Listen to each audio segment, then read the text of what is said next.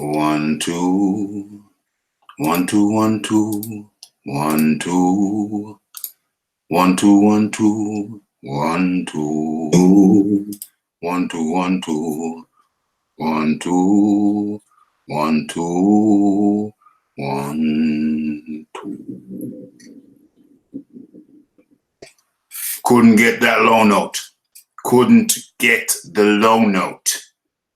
Okay, I see people are populating the area already, which is always nice. You are in tune to 11 people watching, 6 likes. Correct that, please. Correct that.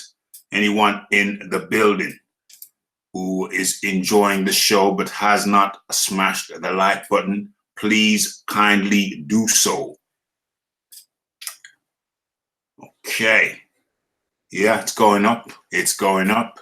It is moving up. It is moving up.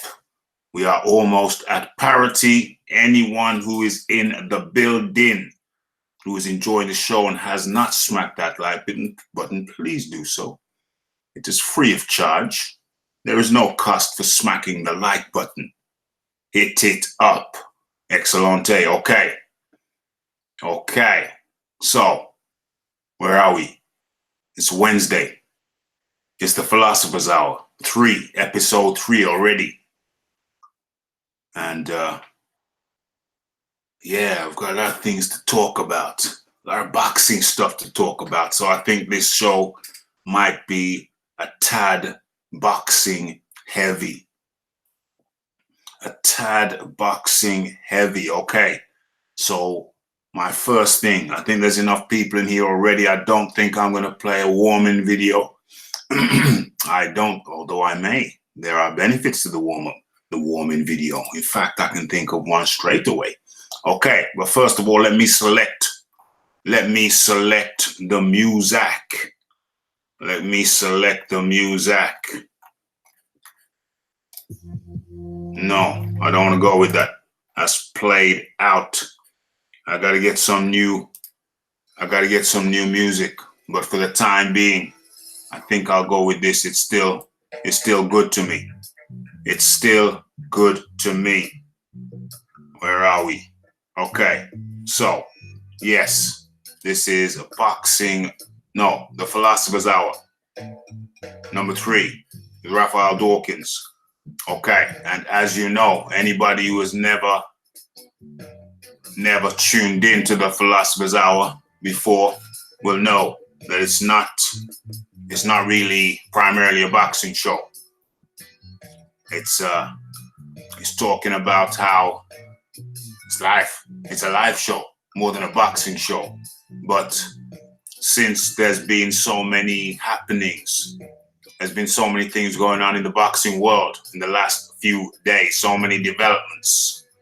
And then I think there'll be a little bit more boxing talk than is usual in the Philosopher's Hour.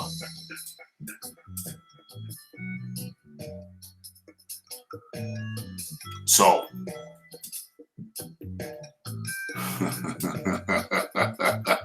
yeah, but people are in the chat and they are already on the boxing talk. Deep in the boxing talk.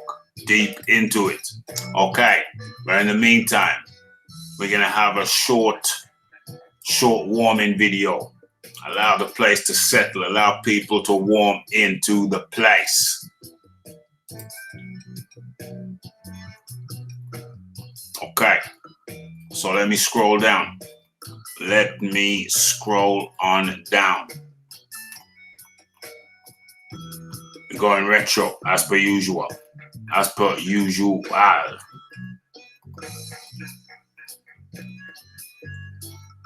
Let's go past that. Let's go deeper.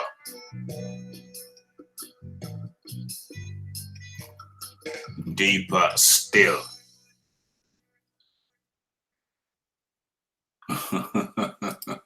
Okay, this one's kind of funny. Yes. Let me share.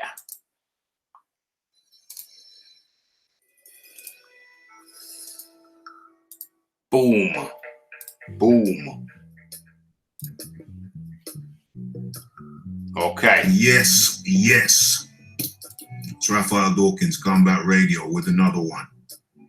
And if you haven't subscribed already, kindly do so now.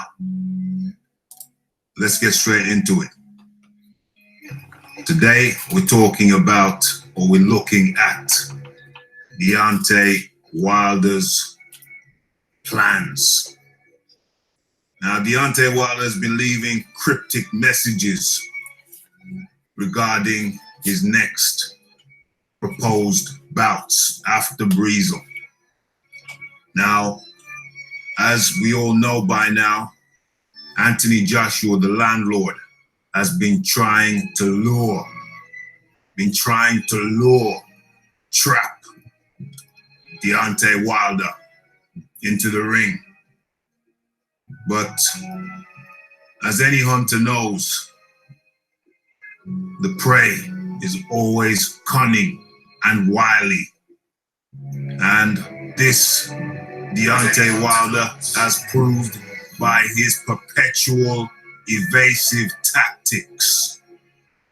He has came out and said that Anthony Joshua says that he wants to fight in 2020. But is it really Anthony Joshua who wants to fight in 2020? Or is it Wilder and his handlers?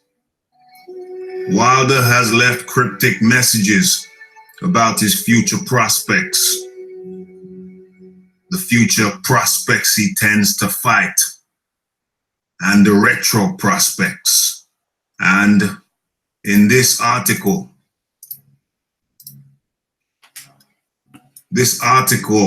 by the Metro and other places, but we're looking at the Metro article. It says Deontay Wilder will fight Luis Ortiz and then Adam Kownacki. That's what was told to Eddie Hearn. He got the inside scoop. But we already knew. Wilder's been talking about Kownacki now for at least 18 months. I've heard him mention Kownacki's name at least 18 months ago. And he frequently speaks about a rematch with Luis Ortiz. So it's no surprise to anyone that Wilder and his handlers intend to fight Luis Ortiz or Adam Kownacki next. This ties in to the difficulty in Anthony Joshua trying to get Luis Ortiz in the ring. They've come up with all manner of excuse. Oh, it's the promoter. Oh, it's short notice. Oh, the offer's too big, the offer's too small, the offer's too this, the offer's too that. All manner of excuses, but it's all a smoke screen. It's all a smoke screen because all the time in the background, the plan is and was to fight Luis Ortiz and then Adam Kownacki. So where does that leave the Joshua fight? Where does that leave Anthony Joshua and Wilder? Well, Wilder's fighting Breezel next. That takes us to his next fight to the end of the year, the soonest. So then that's likely to be Ortiz or Kownacki. Most likely Ortiz. That takes us into 2020. And then he'll fight whichever guy he didn't fight in 2019. So if he fought Ortiz, then he'll fight Kownacki in 2020. And if he fought Kownacki in 2019, he'll fight Ortiz in 2020. That's the first half of 2020. That leaves the second half of 2020. Who's he going to fight then? Will he fight a mandatory? He might fight a mandatory. He may fight a mandatory late 2020. Where does that leave us? That leaves us in 2021. Deontay Wilder has no intention of fighting Anthony Joshua before 2021. That is the reality of the timetable. No Deontay Wilder versus Anthony Joshua until 2021. They have no intention of getting in there. I don't know what they're waiting for. Wilder's only getting older. They're waiting to cash out. By that time, Wilder will be, what is he now? He's 34. He'll be 33, 34. He'll be 35, 36 by then. So why are you telling me that a fighter in his prime now is going to wait until he's out of his prime before fighting Anthony Joshua, the landlord? Is he going to fight him at all? Is Wilder going to fight Anthony Joshua at all? Ever. Ever. Why would he wait until he's out of his prime to fight Anthony Joshua? That's the question. Why would Deontay Wilder wait until he's out of his prime before he fights Anthony Joshua? I don't know. I'm hoping someone can tell me. Someone, please tell me why a fighter currently in his prime or coming to the end of his prime will wait until he's out of his prime to fight someone who will just be coming into his prime. Where is the logic in that? Where is the sense in that? Someone, please tell me. I can't figure it out. Where is the logic in that? Anthony Joshua versus Deontay Wilder in 2021? The soonest. More likely 2022. Okay, let's cut that. I think we are ready to commence. Let's stop sharing. Let's get the music on. Okay. Okay. Let me go into the chat proper. Okay.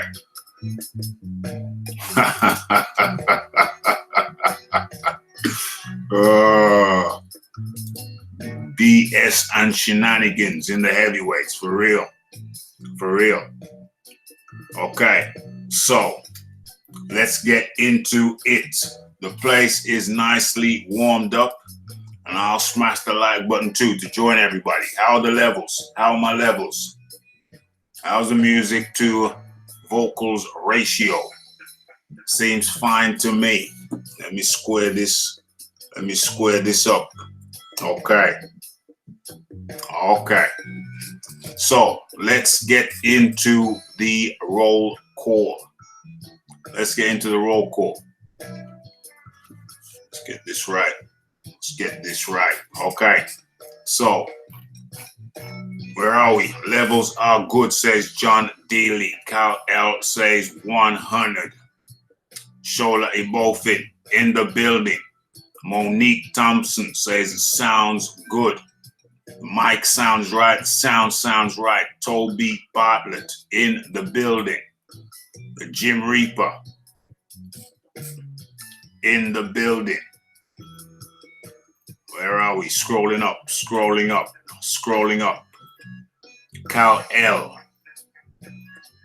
Get this smoke in the building. Shola Ibofin. Johnny Blaze 33.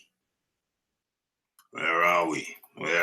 Scrolling. The chat is active. Very, very active. Tommy Temper is in the building. The boxing librarian is live in the building. Okay, scrolling up. Big Boys Boxing in the building. And I think that is the Scott 70 in the building. Okay, that's the roll call. Okay, as you know, this is the Philosopher's Hour. Episode 3. Slightly different to Boxing Talk with Raphie. Talk about more varied topics, more varied things, but since we didn't do a full boxing talk with Raphie on Monday, I think we have scope to do get a little bit more boxing talk in today. That's what's primarily on my mind. Where are we? Okay. Jim Reaper, present and awake. Yeah, I'm veering towards more boxing talk today. And I think I'm just gonna get straight into it. Okay, so what are my topics? I'm looking at my topic sheet. I think I'm gonna start with.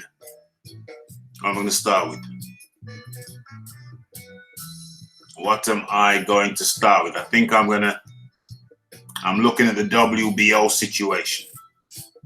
I am looking at the WBO situation. Well, it's really the PBC situations. PBC versus the WBO. Okay, that's the starting point.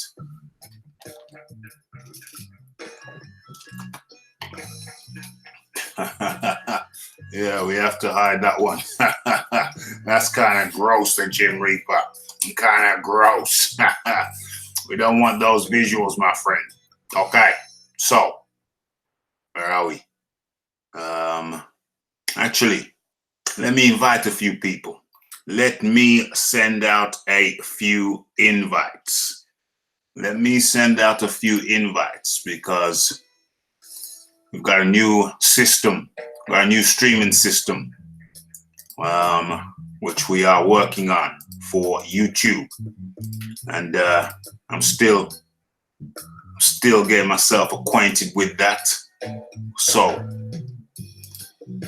let's get some invites sent out. Why not? New conversation. Let's have a look at the list.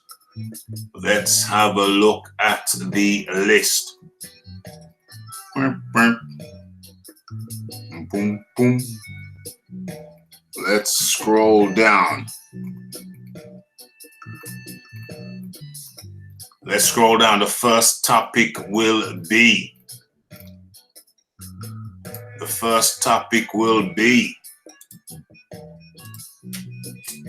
PBC, Premier Boxing Champions, versus the WBO.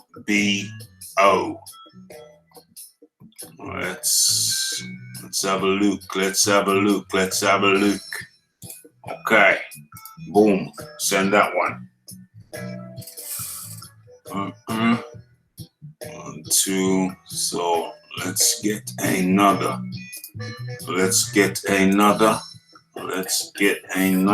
Okay. Sent out a few there. Right. So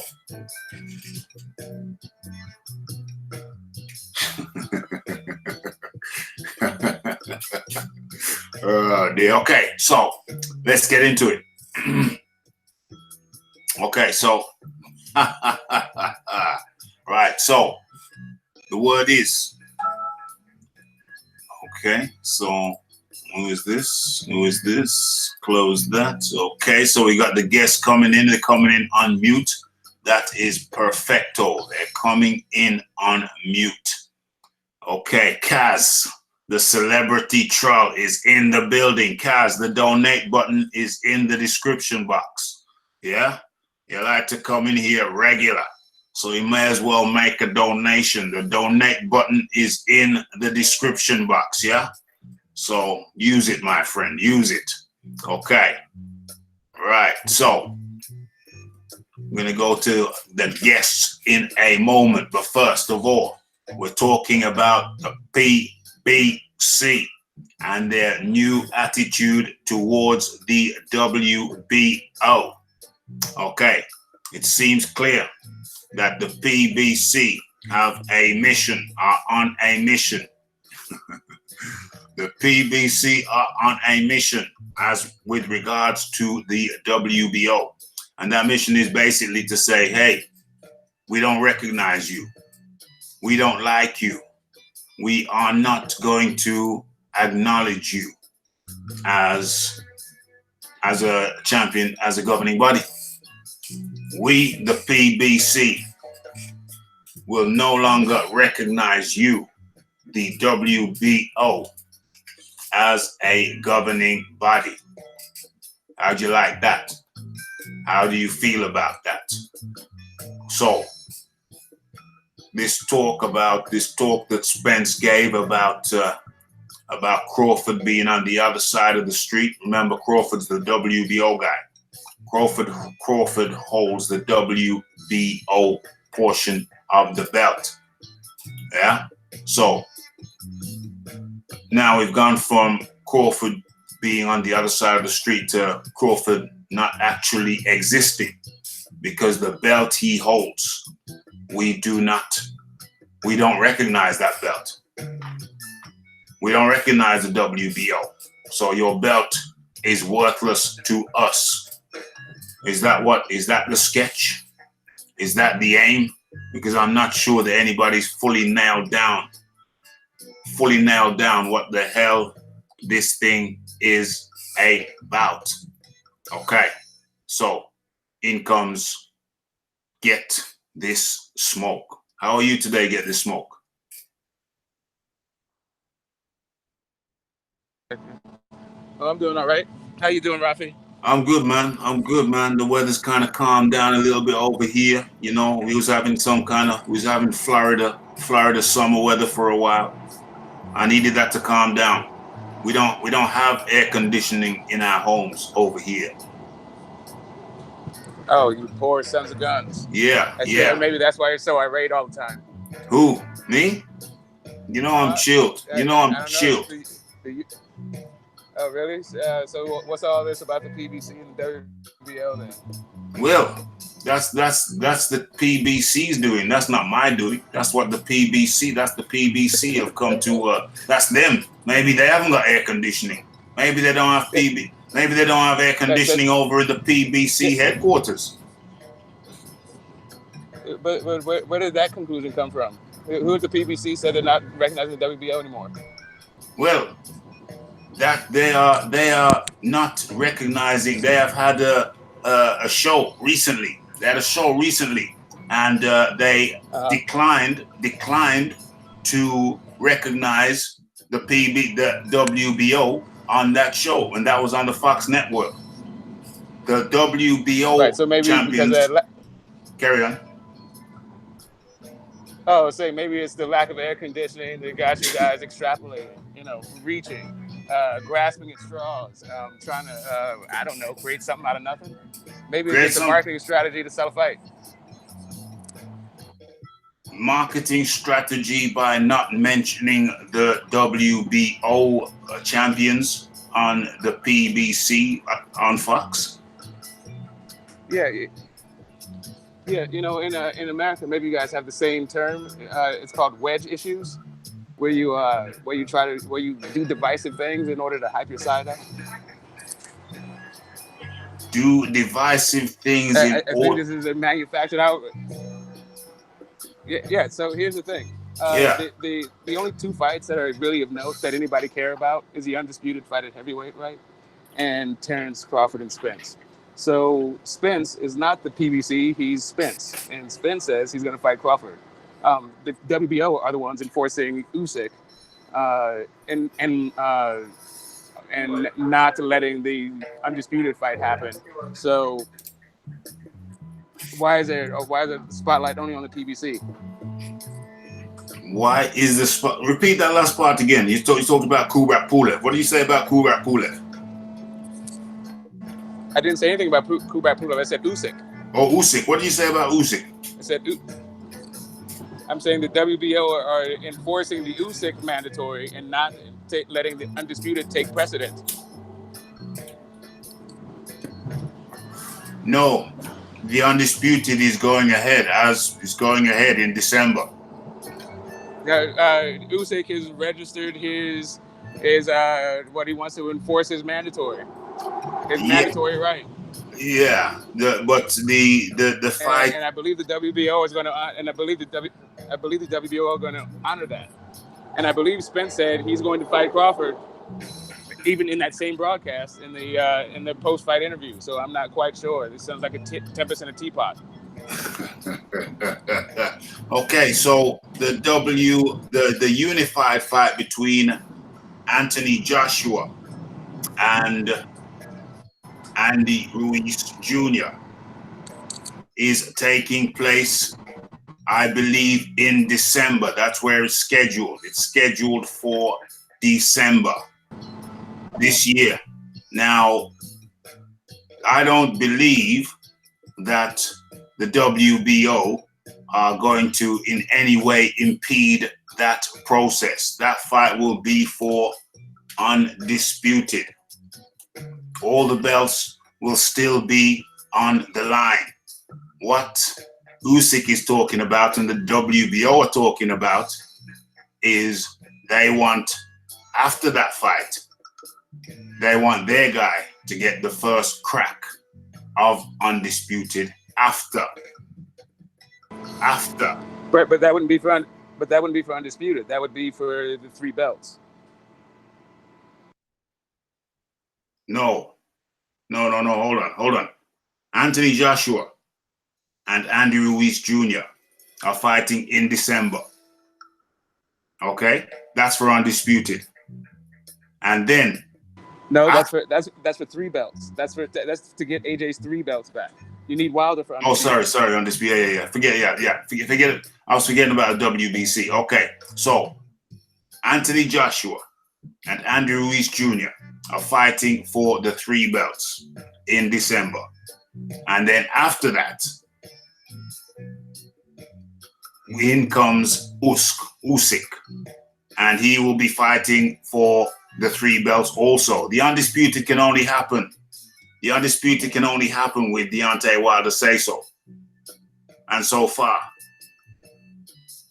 he hasn't given his say so. He's fighting who? He's fighting Ortiz next.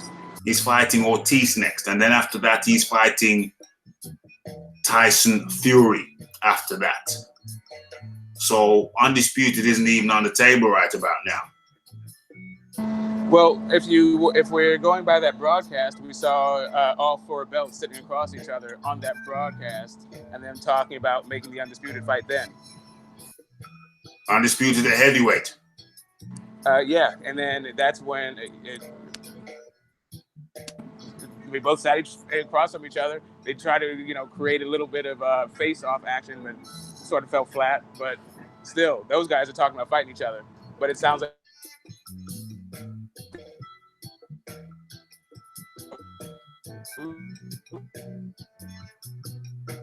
Yeah, we're losing you. Get this smoke. We're losing you. Okay, so if you put yourself on mute and come back in when you've got a better signal, I'm going to welcome in John Dealy. How are you doing, John? Yeah, I'm good, Raphie. You? Yeah, mate. Yeah. Very, very hectic over here at Raphael Dawkins Combat Radio headquarters. Very, very hectic, but sorting out a little system where I can bang out a couple of videos per day. And we've got this live today, and then there's a possibility of a live on Friday. Not sure about that, but then by Saturday lunchtime, then I think the Saturday lunchtime show should be in full effect. Okay, so I'm getting on to the first topic. Militant. Get this smoke is saying, excuse me, I should have sent a link to Red Glove Militant as well. But I'll do that in a second. So Get This Smoke is denying, is in opposition to the reality, what we've seen. And the reality is that the PBC did a broadcast the weekend gone where no mention of any of the WBO champions was made. So they did a rundown of champions, and the WBO were X'd from that list. Is it reasonable to assume or to surmise from that the PBC are trying to X out the WBO from from boxing, from their perspective of boxing, from their point of view, from the point of view of PBC. It seems to me that they're saying that from our point of view, we don't see the WBO as an organization. We no longer recognize the WBO as a governing body, recognizable organization. What say you, John Dealy? Well, I think a lot of it's got to do with Crawford. Francisco, can't say his surname very well. The president of the WBO has gone on Twitter about this, hasn't he? Yes, he has. Smoke needs to follow him on Twitter. I think it's to do with Terence Crawford. So they control the rest of the welterweights. Yeah. And I've got a question I want Smoke to answer. I want to know when the last time the PBC did a cross-promotional with an American-based promoter. Because they've done it with Frank Warren. Yeah. But that doesn't, Frank Warren wasn't in the States. Mm-hmm. And I think the WBO is closely aligned with Top Rank and Uncle Bob. Yes. And the WBC is aligned with the PBC. Yeah. And I really think it's about the Crawford issue, because they just blank these massive fights. They blanked Wilder fighting Joshua until they couldn't blank it, and then they still turned it down when it got the biggest offer.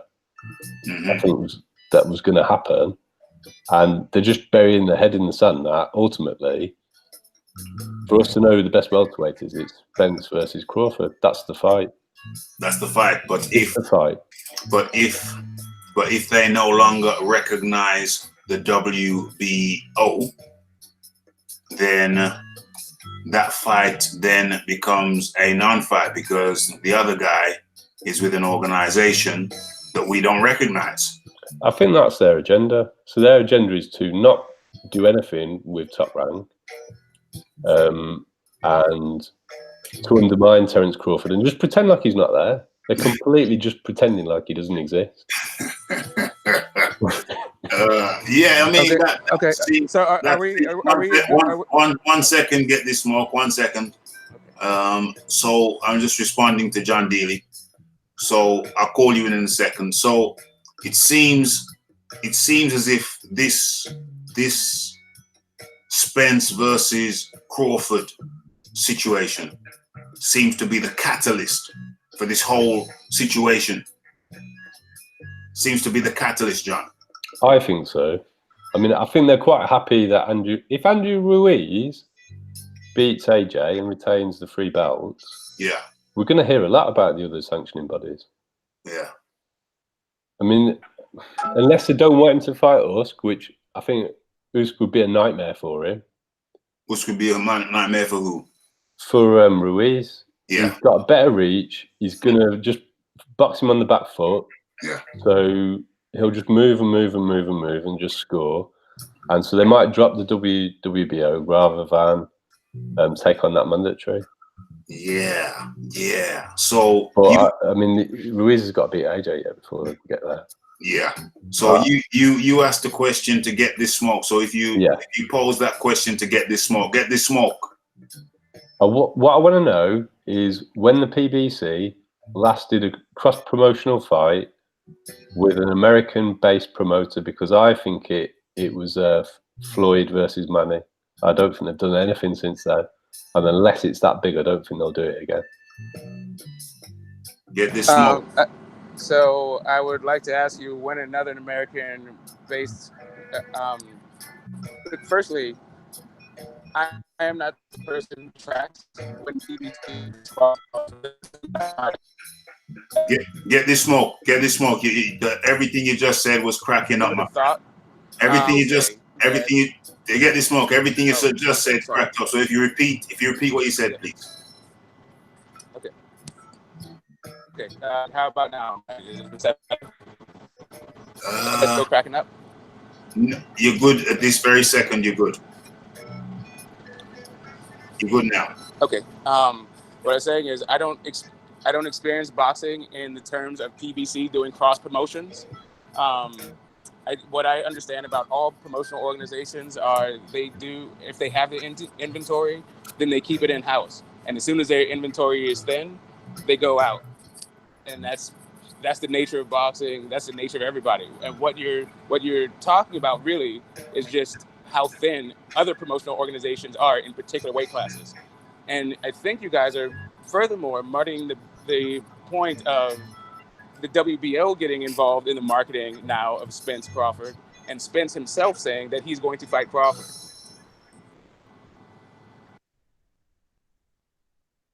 That was your answer, John. The answer is, I think, if I can correctly summarize, it was that interpromotional fights only occur when the inventory of the said organization is thin. That is, get this smokes a response. When's he running for mayor? That's one of the best dodges I've ever had. Yeah. Okay. You're going to make a really good politician, Smoke. I really think you will. Yeah, this Smoke. Have you ever thought of running for office? I am unelectable. Weed's legal in California now. It's not a problem.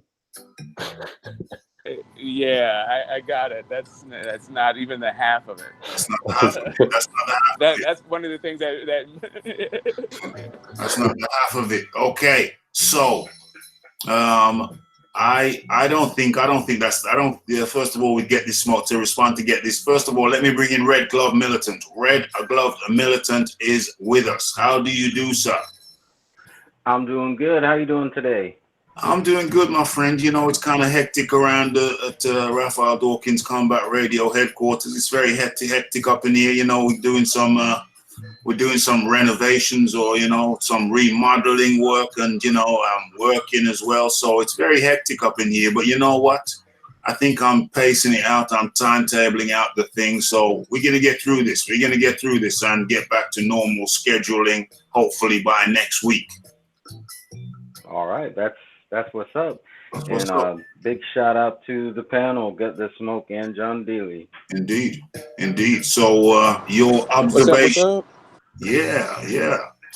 So your observations on this have you been following this PBC versus WBO situation? I have. Okay. And, you want to talk about that a little bit? Yeah, I actually have some counters to what Get the Smoke said. Okay. He actually made some good points. The only problem with those points is Terrence Crawford has been a champion since June of 2017, and Spence has not been unifying. Right. If he's been, you know, if the idea is you clean up your inventory before you outsource, then why hasn't he been doing that already? He's just now going to do that, but Terrence Crawford has been a champion since June. So if the answer to that is, well, those other guys didn't want to fight him, well, then why not fight the guy who is willing to fight you? Good point. Is it my turn?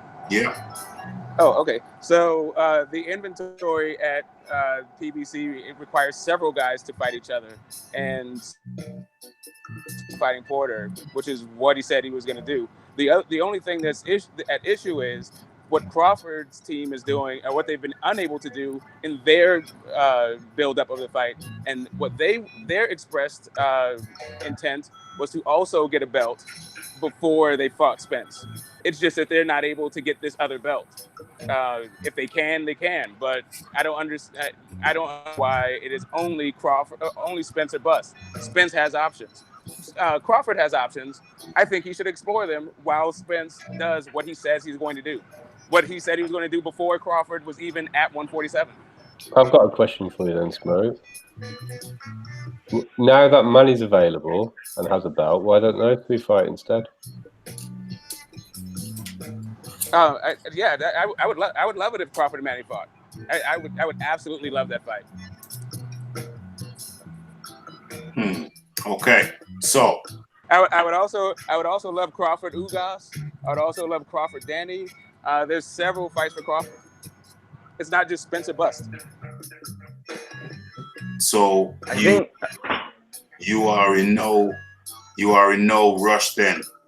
Get this smoke. You are in no rush to see that fight.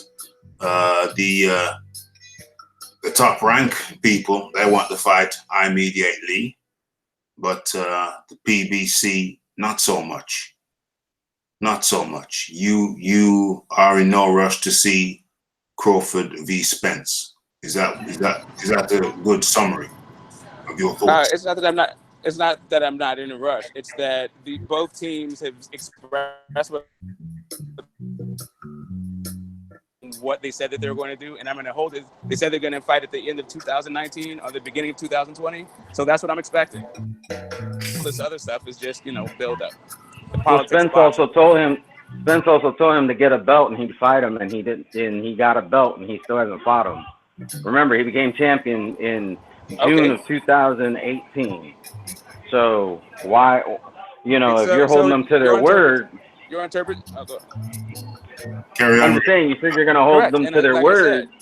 Their word was that he was going to fight him once he got a title, but you're not. Okay. He got a title and he's not fighting him. He's fighting other people. And can we agree that Terrence Crawford is part of a team? Terrence Crawford is part of a what? And did he say he was going to fight him next? A team. Yes, a team. Okay. Yes, we can agree on that. Terrence Crawford has a promoter, and he also has a manager, right? So, did Spence say, if you get a belt, I will fight you next? Because it seems like that's how you interpret his words. No, he didn't say he's going to fight him next, but okay, anybody could say anything then. Get the smoke. He could say, he's going to fight him when he's 40 years old, and we're going to accept that? I mean, I'm sorry. We have too many fights. We have too many fights that don't happen when they're supposed to. Terrence Crawford is 34 years old. Okay, he's only going to get older. It only makes sense for the fight to happen now that both guys are in their prime. If you want to argue about whether or not the fight should happen or when a fight should happen, I think that there's more to it consider than just fans' feelings when it comes down to it. Exactly. We need to take into consideration the prime of these guys. Let me finish.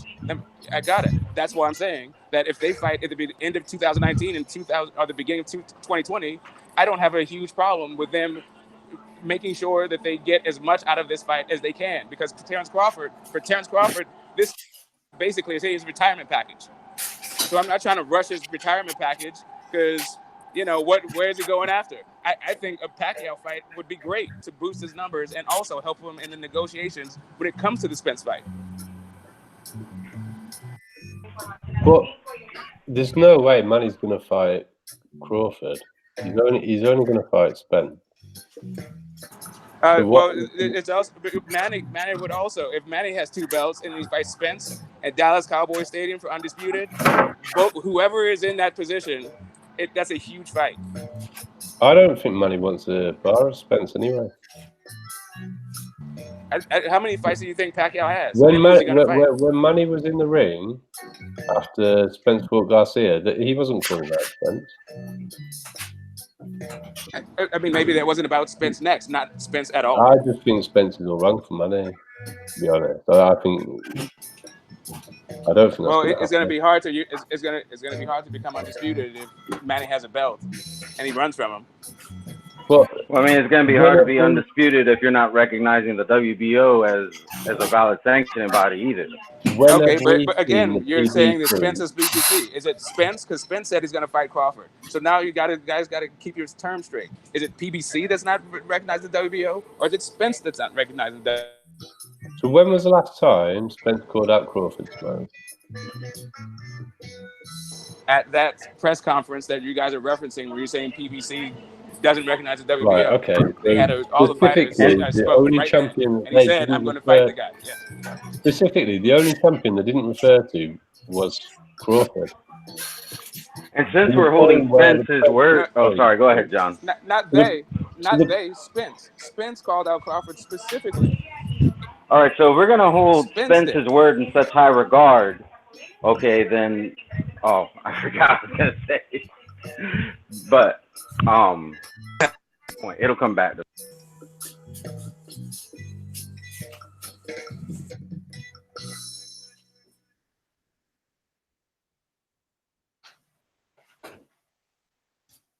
Smoke. When was the last time the PBC had a unification fight? It depends. Porter Garcia.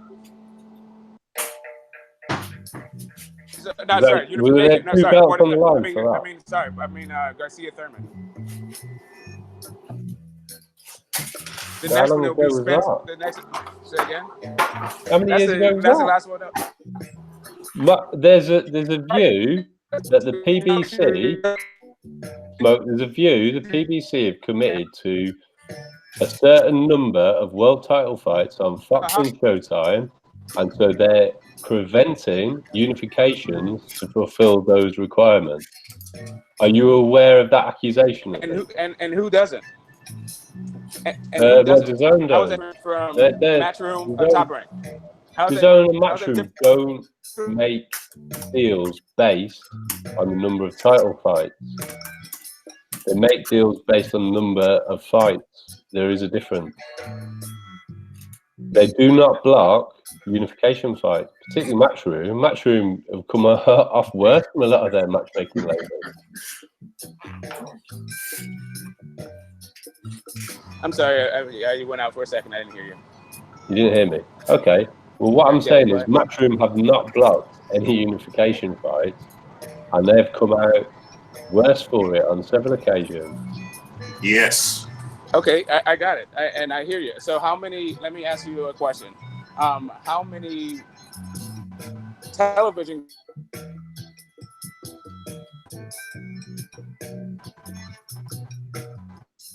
Smoke, I can't hear you at all. I've not heard the question. Okay, Smoke. Television contracts has Matchroom? Okay. What? How many television contracts has Matchroom? Yes, versus Top Rank versus PBC. It's this. Well, my point is, this is the nature of the business. Every single promotional company with their television contract has a certain. This is universal. Okay, so I'll counter that, Smoke. I'll counter that before we move on to the next topic. Okay, so the difference with PBC, as I see it, is that they seem intent on making in-house fights. The difference with PBC and their television contracts, as I see it, is that they need, it seems to me, they need a certain amount of champions. And so what they do, they need to put on a certain amount of championship fights per year. And so the method and the strategy that they have adopted is to have their championship fights with in-house guys. That way, whoever wins, it's still a PBC guy. Okay, sorry. Yeah, carry on. Okay, so we've already gone through the litany of people who won and lost their titles to PBC fighters, right? Anthony Joshua got his first title off a PBC guy. Yeah. He lost his title to a PBC guy. Kell Brook got his title off of a PBC guy. He lost his title to a PBC guy. It's a difference when you have inventory at the top level in a particular weight class. It so happens that the PBC and two of the biggest glamour divisions in the sport, the heavyweights and the welterweights, they have a bunch of inventory. But you know what? They're thin in the middleweights. The middleweights aren't unifying.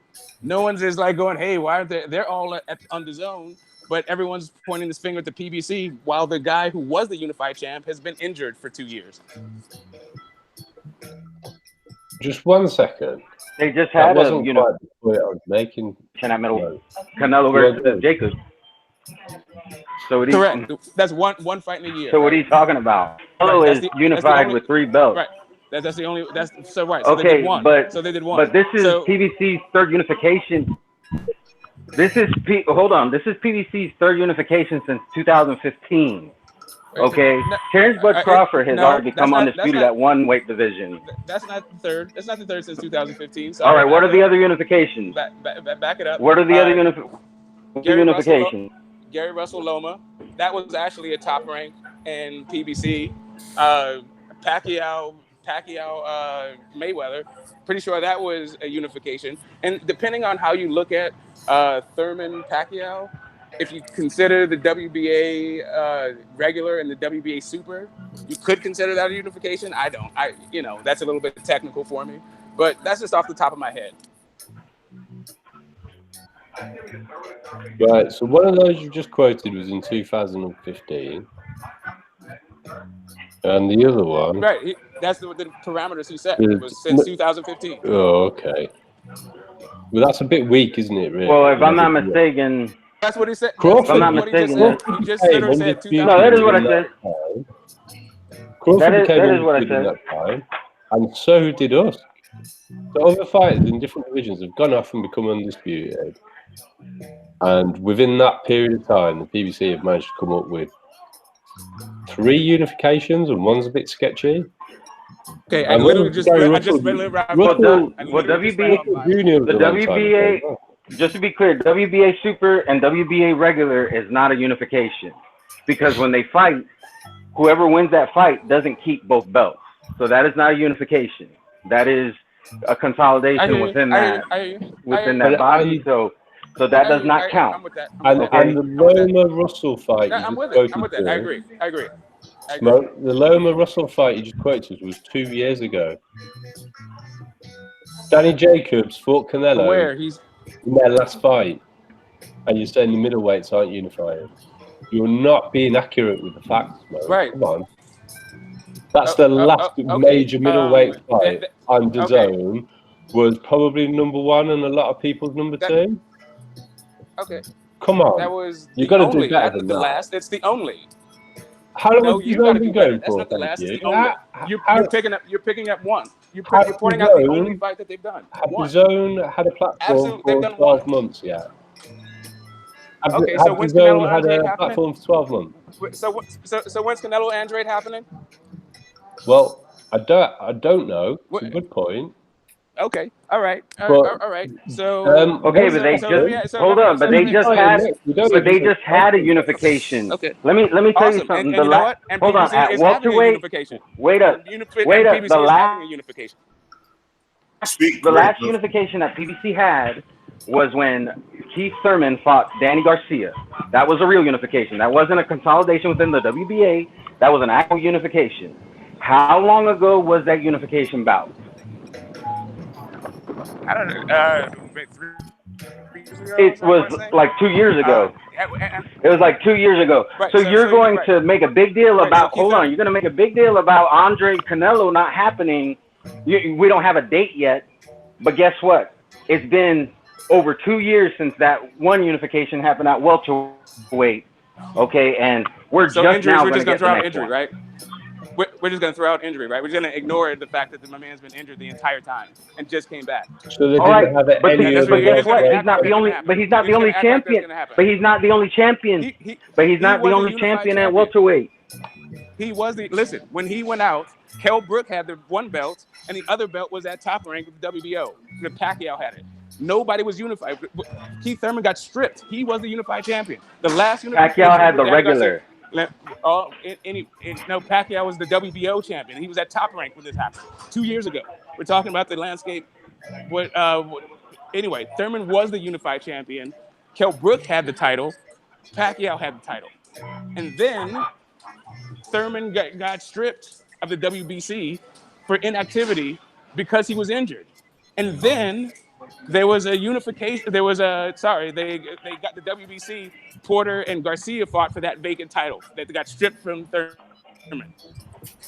And in that meantime, Spence picked up a belt. and then Crawford came into the division. There's been a Spence lot had of the stuff belt that's before they happened did within before that vacant. Listen, right, but anyway, there's been a lot of stuff about politics, about injury, like the fact that you guys are just acting like it's some sort of PBC conspiracy to hold the belts hostage. Like, come on, man, like be honest about actually what happened.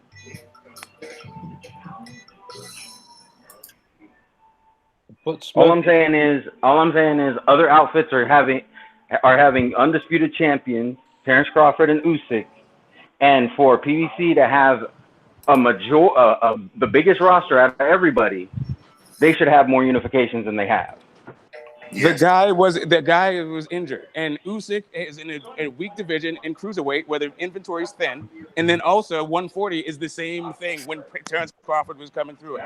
But the welterweight division is not the only division. Let me finish. And a lot of those fighters were either small market fighters, so it wasn't that hard of a fight to make, or they were already under the top rank umbrella. All right, so back to what I was saying. The welterweight division is not the only division that they have their hand in. No, it was not. How come Wilder versus Martin didn't happen? That would have been a unification that they could have had. And you know what? You out of your own mouth said you clean out your own inventory. Okay? They had inventory and they didn't utilize it. Correct, because they got a better offer from Eddie.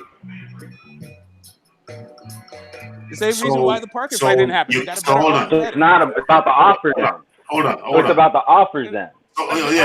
When isn't it about? No. Hold on. I don't have to mute you. So. Well, you said it was about the inventory. Hold on. Now it's about the offers. Hold on. So. In-house fighting is about the inventory. Hey. And you can. Hey, excuse me. Sorry, Raphie. Go ahead. So, it's about inventory unless you get a better offer. Get this smoke. Isn't that what everyone's been saying? Isn't that what Danny Garcia just said when he got the offer from Crawford? Isn't that what this entire thing has been? Isn't that what Ortiz said when he got the offer from AJ? So, with regards to Crawford and Spence, if Crawford's side, if Top Rank come up with a better offer, then it's no longer about inventory. Is that correct? I'm saying in-house fights, you make the fights that's easier to make, and if they have a bunch of inventory, you have a whole bunch of people that you can fight. But if you get a better offer, then yeah. So of course you're gonna take the offer. And if you even if you would rather fight somebody else, it depends on what your contract is. Ortiz actually wanted to fight AJ.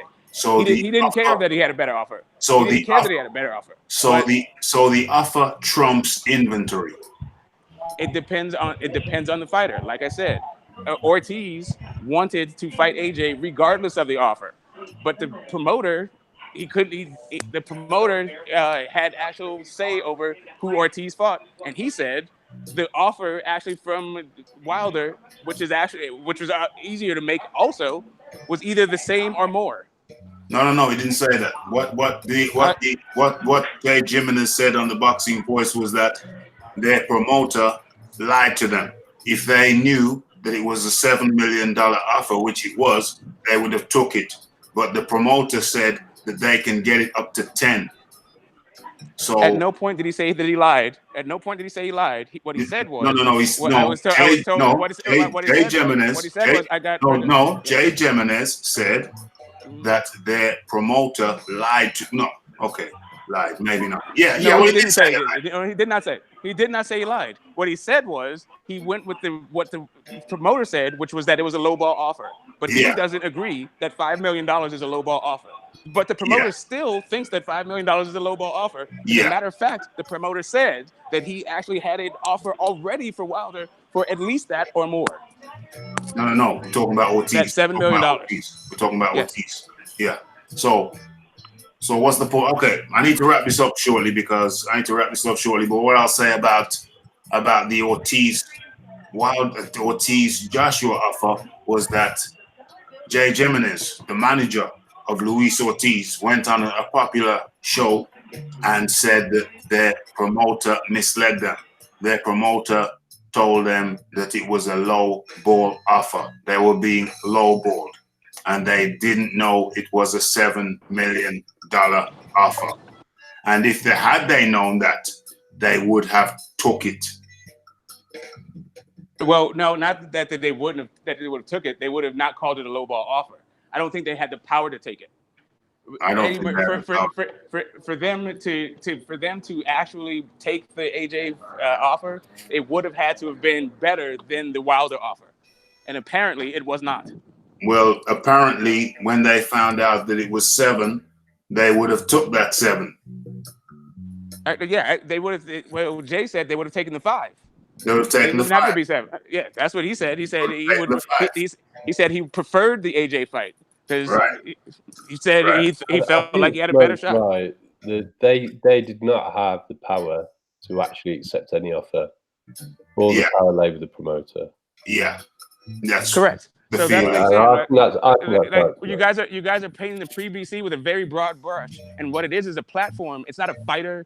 It's not a promoter. It's a bunch of things, and you have to take these case by case situations, and just there's just a lot of generalization going on, and not literally any sort My of question to you, Smoke, attention to the nuance. You still haven't answered. My point is, PBC are committed to a certain number of world title fights. Eddie Hearn is only committed to a certain number of fights, i.e., we've just had Whyte versus Revath as a pay-per-view in the UK with no title on the line. And I just explained to you that the way television boxing in America works is that you have a certain amount of title fights. That's why there's this proliferation of belts in the first place.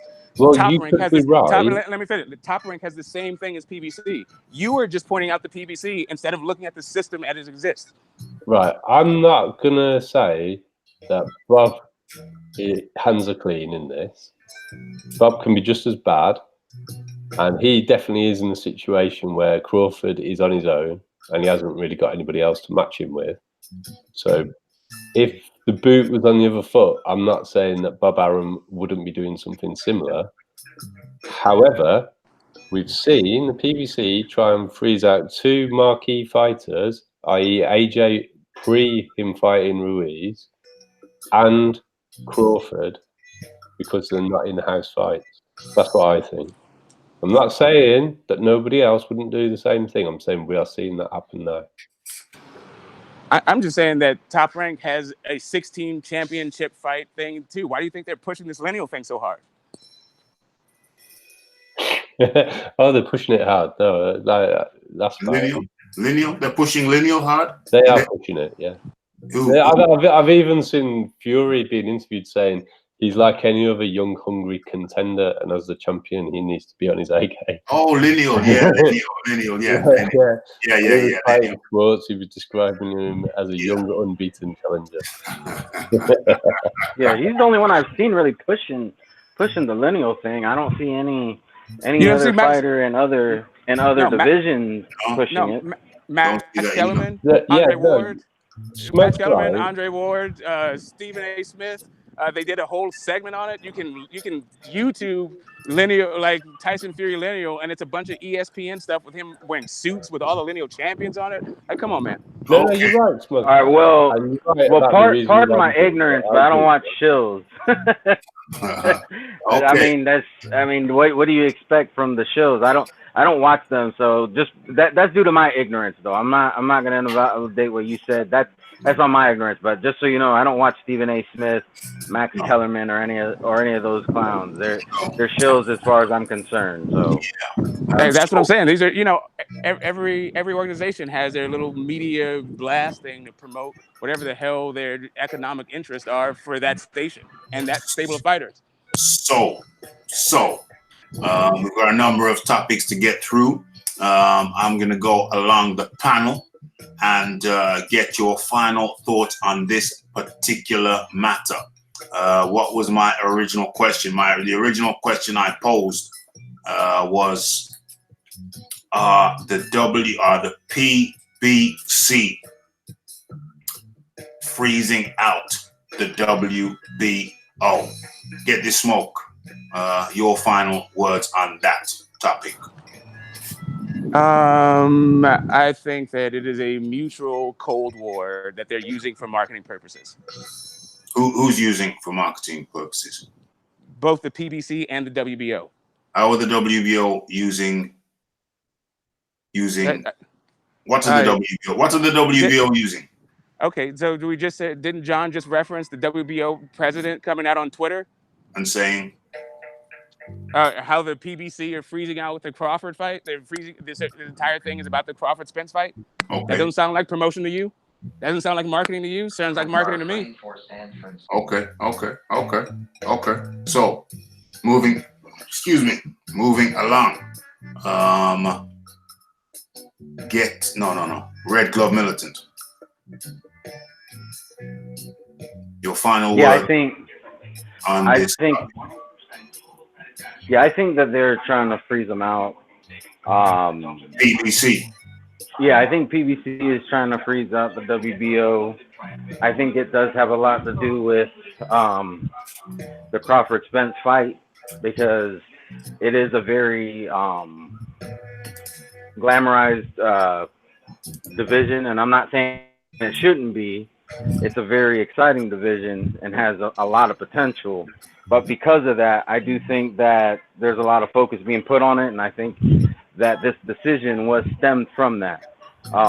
It's like I said, as far as if they have the kind of roster that they do, I'm not saying every fight has to be unification, but how is it that other outfits with smaller rosters are able to achieve, undisputed or at least more unification when these guys have a much bigger piece of the pie? So it does, to me, it seems like that is what's going on. That's my own biased opinion. John Dealy. Final words. I just think it's all about the Crawford fight, to be honest. I don't think it's got anything to do with the WBO per se, other than they are quite closely affiliated with Bob Arum. But I just think they don't want Crawford to go anywhere near any of their fighters because he wins. That's what I think. Yeah, it's okay. So my final thoughts on this topic.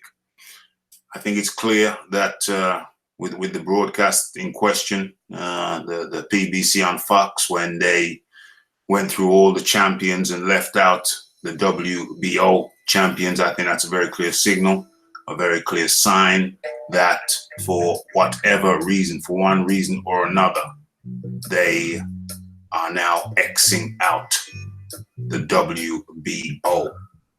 And if we go deeper into the reason, if we try to find a specific reason, then I have to agree. It revolves around not wanting Errol Spence to fight Crawford. It revolves around the PBC having a feeling that the Terence Crawford fight for Errol Spence is a dangerous one. Not necessarily that they will lose that fight, but it is more dangerous than they would like. And also, I find that the PBC have a habit of making safe fights for their champions, or relatively safe fights. And this fight, Errol Spence versus Crawford, does not fall within the category of a relatively safe fight for the PBC champion. And as such, PBC hierarchy, mute yourself. And as such, the PBC hierarchy want nothing to do with that fight, in my humble opinion. And those are the final words on that topic. And we now, as we move on to the next topic, which will be Sergey Kovalev Okay. So Sergey Kovalev, do I have the article? Do I have the article? I'm scrolling. I am scrolling. Where is it? Where is the article? Do I have it? Okay, no, well, I've done a video and you can see anyone interested. The article is cited in the video. The article is actually shown in the video. So for anyone who likes facts and want to see the cold, hard facts on the screen, go to the video. It's the last video I've done previous to this. So it won't be hard to find. Okay, so Kovalev, Sergey Kovalev was thrown off an aeroplane, obviously after it had landed, not midair, owing to the fact that he allegedly kissed a lady unknowns to him, who happened to be sitting next to him on the aircraft. I think he was going from, where was he going from? From California to Miami, something like that. And he was taken off the flight and spoken to by the police and gave a statement. Now, the lady in question says that she was kissed against her will. She had her hands held against her will, and Kovalev threw money at her. This is the second incident within 12 months. The prior incident that Kovalev was in involved him allegedly punching a lady in the nose, a lady who had declined his sexual advances. So now, 11 months later, he's going to court for that, by the way. And 11 months later, he has got into a second reported altercation with a lady, which I guess once again involves sexual harassment stroke impropriety. On this one, I'm going with Red Glove Militant first. Have you heard about this, and what are your feelings, sir? That's directed to Red Gloved Militant. I think Red's just dropped off. Red's dropped off. Red has dropped off. Where's Red? He's dropped off. Okay, so get the smoke. I'm gonna go with you. I may be in the I may be extreme in my views about how rampant sexism is in sport boxing. Like Right. One of the things that I really actually appreciate about the PBC is the fact that they've X'd out the whole thing. X'd out what? Sorry. Ring girls. Okay. Yeah. You know, the ring girls Yeah, in between yeah. the rounds, you Yeah. know, the scantily clad. Yeah. You know, They've done away with that. Correct. Oh, okay. And I I didn't know. appreciate that. I appreciate that about them. This, you know, the whole incident with Pulev. Yeah. The entire thing makes me a little bit sick to my stomach. Right. Like with having people, you know, having people assaulted and then having their morals questioned.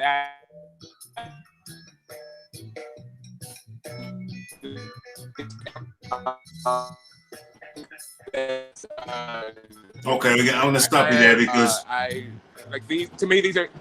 these are criminal acts.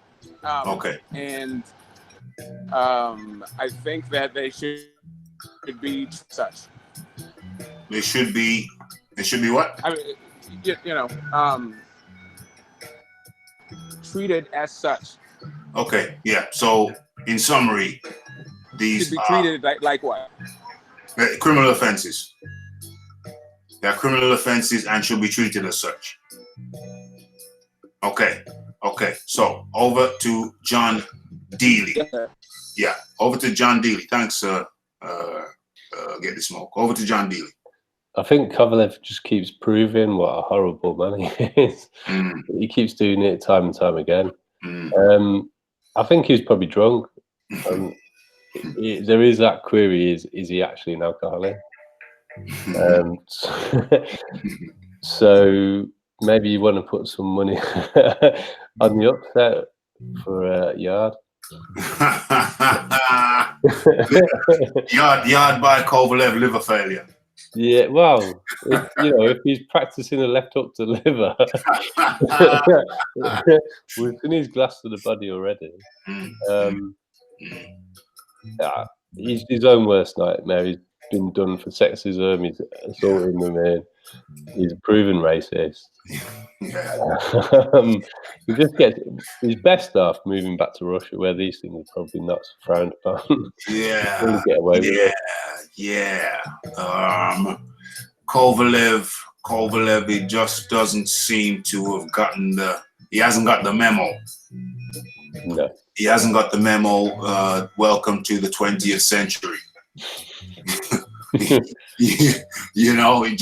just hasn't got the memo. You can't beat the days where you could club a woman over the head, come out to your cave and club a woman over the head and drag her in.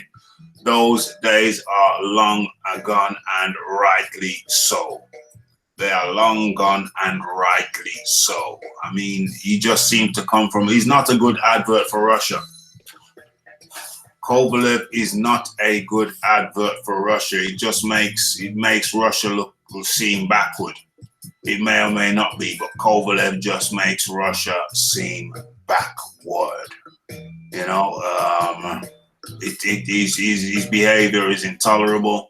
I mean, it's the second time it's happened now, or allegedly the second time. He allegedly punched the first woman in the nose because she rebuffed his sexual advances. Now he thinks it's okay because a woman's sitting next to him in an airplane. It's okay for him to kiss her. He's got some kind of, I don't know, he's got some entitlement to have some type of interaction with her of an intimate nature.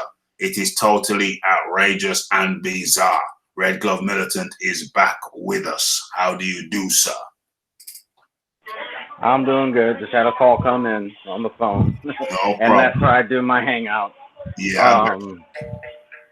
So as far as Sergey Kovalev is concerned, if it happens once, it could be, misunderstanding or an allegation. Although you're talking about him punching a woman in the face, so maybe it doesn't quite apply. But definitely when it happens multiple times in this close of, especially when it's this, in under a year, that tells me that he has a problem. And this is coming from somebody who's a Kovalev fan. Yeah. But I try to call it down the middle. If he's doing something that is reprehensible, reprehensible. Yeah. I don't want to condone it just because I like him as a fighter. I realize that these guys, a lot of times we don't see what their real personality is like. So, if it happens once, I try to give benefit of the doubt. But this is the second time within a year. Yeah. That tells me he has a problem. He's kind of like Adrian Broner. Adrian Broner has a lot of this kind of history. Yeah. And although this isn't to the same extent as far as how many times it's happened, I mean, the first time he punched a woman in the face, So, I mean, I don't want him to do that, 14 more times before I'm like, this guy has a problem. So yeah,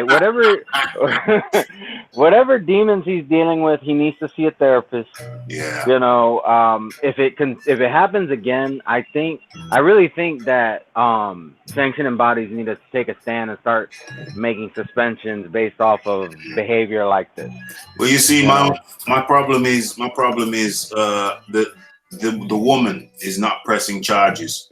Now, allegedly, the latest woman is not pressing charges. The first one is, but you see, the thing is that if the latest woman knew that he had a history of this behavior, then perhaps she would press charges. You see what I'm saying?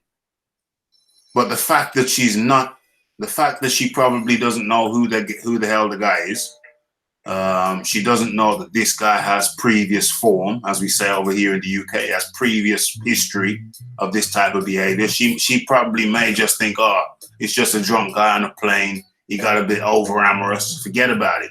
But if she knew that he had a history of this type of behavior, then perhaps she would press charges. If she pressed charges, then that's two people pressing charges against him for roughly a similar thing, rebuffing his advances. And so I just think it's unfortunate on that count. Perhaps she might reconsider, because this is a serious. This is serious. What's the word beginning with D? Degenerate. This is serious degenerate behavior.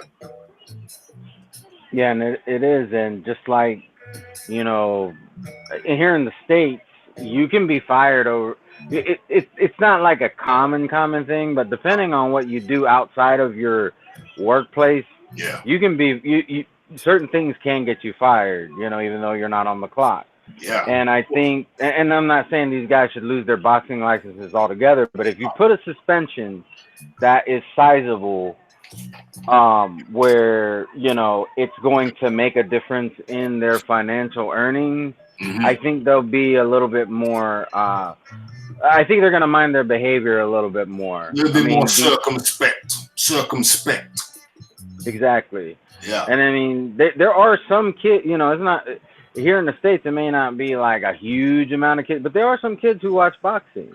And, you know, kids are very impressionable when there's an actor or an athlete that they look up to. They also look up to their behavior outside of what they do for their profession. Of course. And, you know, as adults, we learn to separate that. But as kids, it's, a lot of times it's not that easy. So that I think it's very important that they, that sanctioning bodies try to push being an example, you know, not to encourage this kind of behavior. And I think a suspension of at least after an investigation, maybe not a suspension right off the bat, but investigate upon your findings, then decide whether or not it's appropriate to suspend them.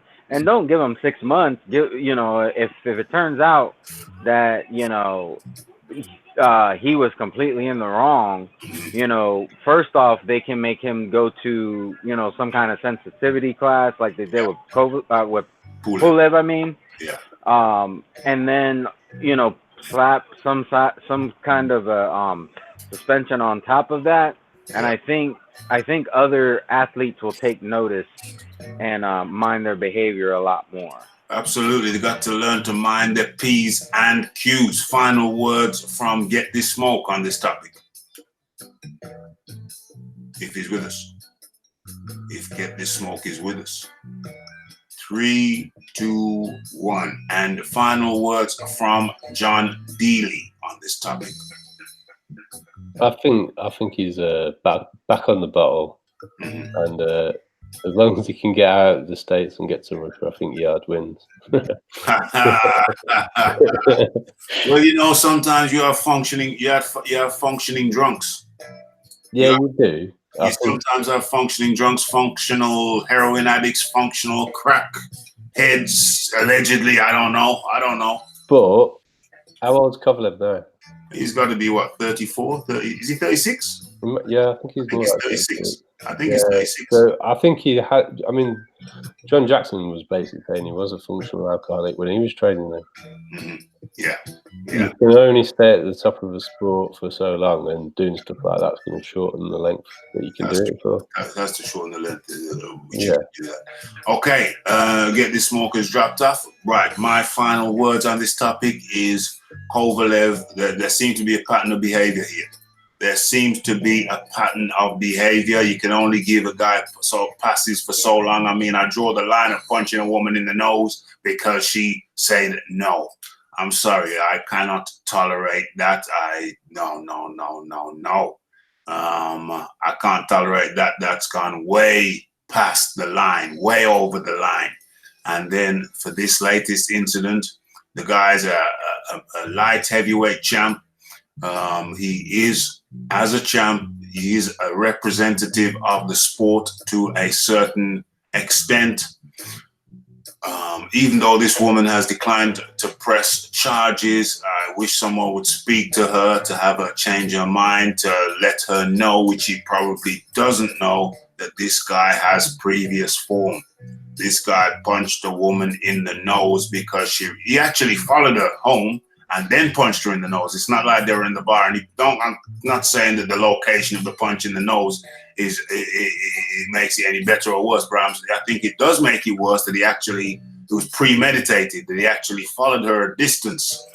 I think she was on a trailer park or something of that nature. He followed her a distance and then punched her in the nose. So there was an element of premeditation. It wasn't just a flash occurrence. So I think this guy needs counseling.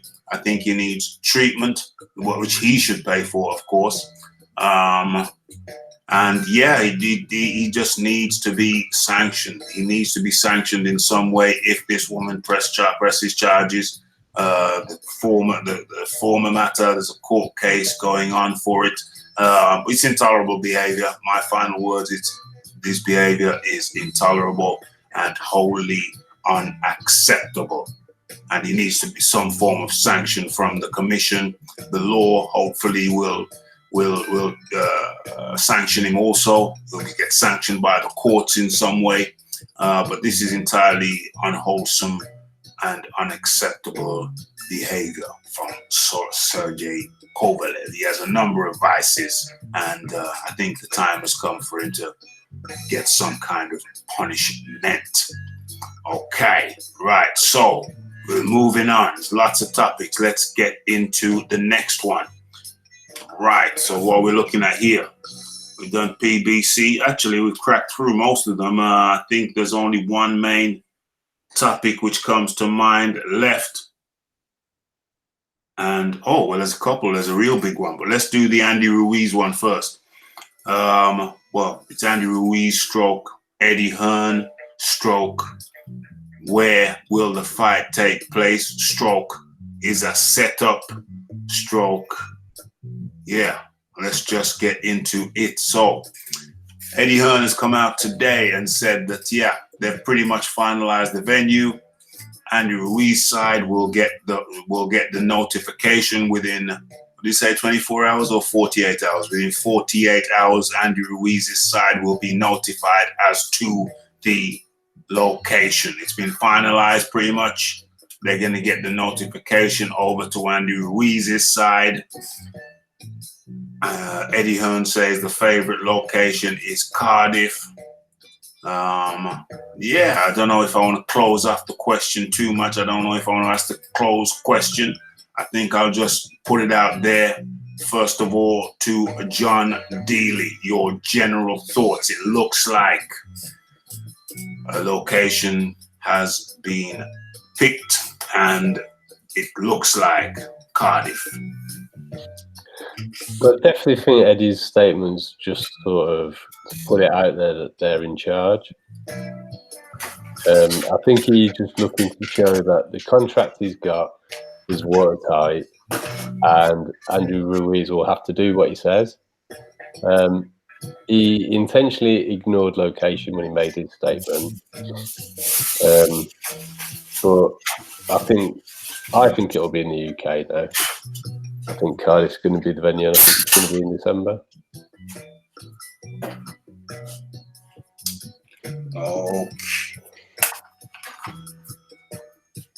Okay.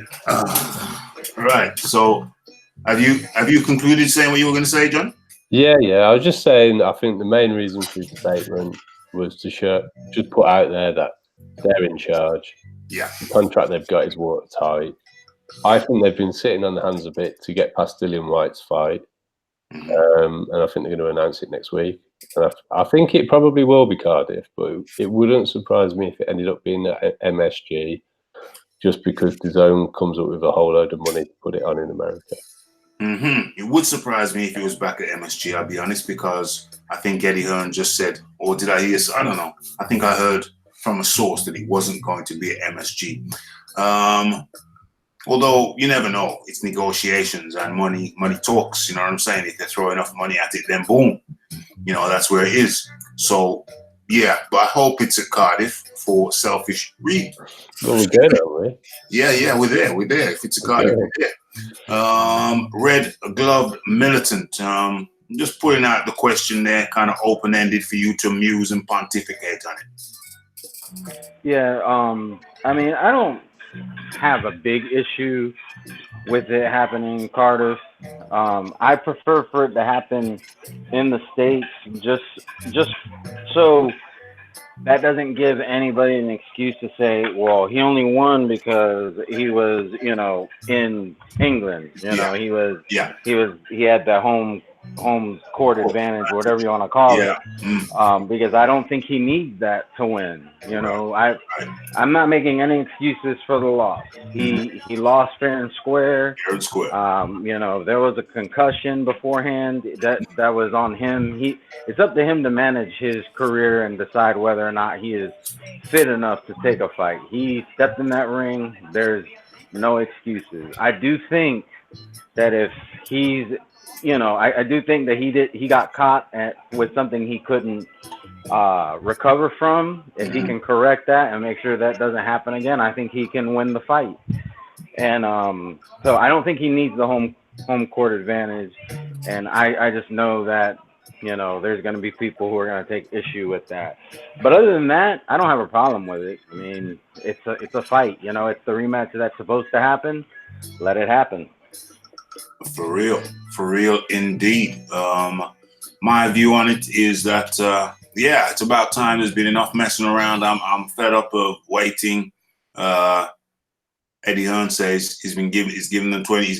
They will be notified within 48 hours. 48 hours, I think he said. Why not now? Whatever. So they're going to be notified on the Ruiz's side. They're going to be notified within 48 hours, and the location of the fight. I hope it's in Cardiff. I hope there's no more. It's a setup. We don't want to go over in the UK because we know over in the UK, we don't know. We don't know what's going to happen. I'd rather have it in Mexico. No.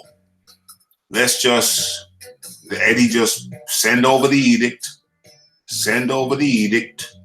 And let's get it on. Where are we now? We're at the beginning of August, September, October, November, December. We've got 4 months to wait. Obviously, we'll be living our lives in the meantime. Plenty of things to do in our own lives. Ample amount of things. That time will fly. It will be here with us within a twinkling of an eye. You know what I'm saying? So, yeah, we just want it finalized. I just want it finalized. I just want to know where it's going to be. I hope it's in the UK. Me and John are going. Anybody else who wants to come along, feel free. You know what I'm saying? There's a space on the roof rack, so as long as you got a strong grip, we're good to go. So, final words is, I hope it's in Cardiff, and I hope they finalize it ASAP. Okay, we cracked through that one swiftly. Is this the last topic to crack through? Let me have a look.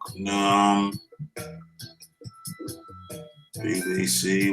What's the WBC? I've got WBC written down. What's the WBC? I know. The WBC have suspended Dillian Whyte's position as interim champion, and they have also suspended his mandatory position.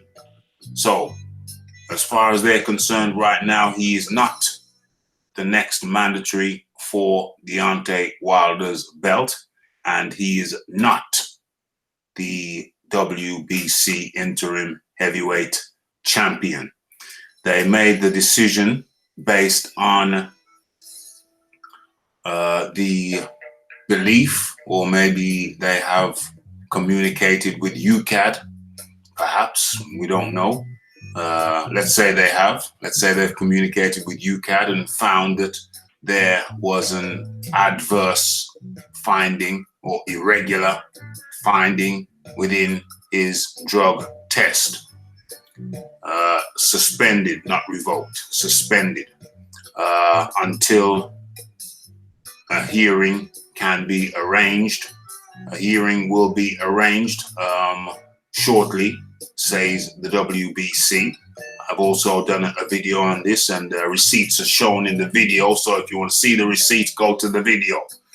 I think it's 2 videos back or 1 video back. Okay, so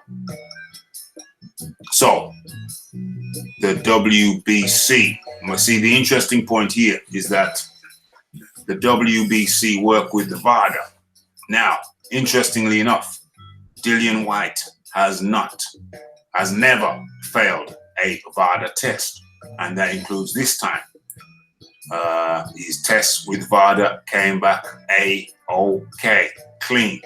So one question is, why would the WBC, who don't work with UCAD, suspend Dillian Whyte's interim title, suspend his position as mandatory challenger? Why would they do that when VADA, the people they work with, is come back clear with? A. B. When UCAD flagged Molina, was it Eric Molina, with an adverse finding and later banned him? Before banning him, they flagged him with coming back as an adverse finding with PEDs in his system. And the WBC sanctioned, in full knowledge of this, sanctioned a fight with Eric Molina versus Dominic Brazil. So that's a paradox right there. That's 2 different types of behavior for a similar thing. On the one hand, Dillian Whyte gets his position suspended, but Eric Molina is sanctioned to fight Breezel for a final eliminator at Deontay Wilder's belt. So the guy who's mandatory for his belt gets suspended, but another guy in a similar position, Eric Molina, when his test came back as adverse, he gets green lighted by the WBC to fight for a final eliminator at Deontay Wilder's belt. Boom. Who wants to come in on that first? Red Glove Militant, you want to go first? Okay, so as far as this whole situation, first off, do we, as far as I know, we haven't heard anything about a B sample. We haven't heard about the B sample yet. Okay, so this is my thoughts on it. Because he did test dirty, I don't have a problem with any of the decisions being made right now. As long as these are decisions that can be reversed, should the B sample show that he was clean. You know, you don't, if a fighter has been tested positive on something, you don't want to allow him to be able to fight until he's cleared. You know, so that's my thoughts on it. I think it's the right move to make for now, as long as if he can get his mandatory position reinstated, if he's found, you know, clean, then I don't have a problem with it. Would you like to address the Eric Molina situation when he had an adverse finding by UCAD and the WBC ignored it and put him up as into a final eliminator fight with Dominic Breezel for Deontay Wilder's belt? What do you mean? Like, are you saying that I think they should have did the same thing? No, I'm just asking you. I'm just posing the question that in a similar situation where Eric Molina was flagged for an adverse finding, the WBC responded by putting him in against Dominic Breezel to fight a final eliminator against for Wilder's belt.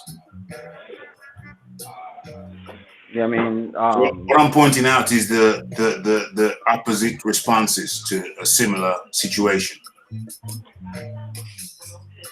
Like, I mean, he got a 2-year suspension, right? Yeah, ultimately, but before that, while he was still while his tests were adverse, the WBC sanctioned him, put him in against Breezel for a final eliminator against Deontay Wilder. I see what you're saying. Yeah, he shouldn't have been able to partake in that. Mm-hmm. You know, that was wrong of them to do.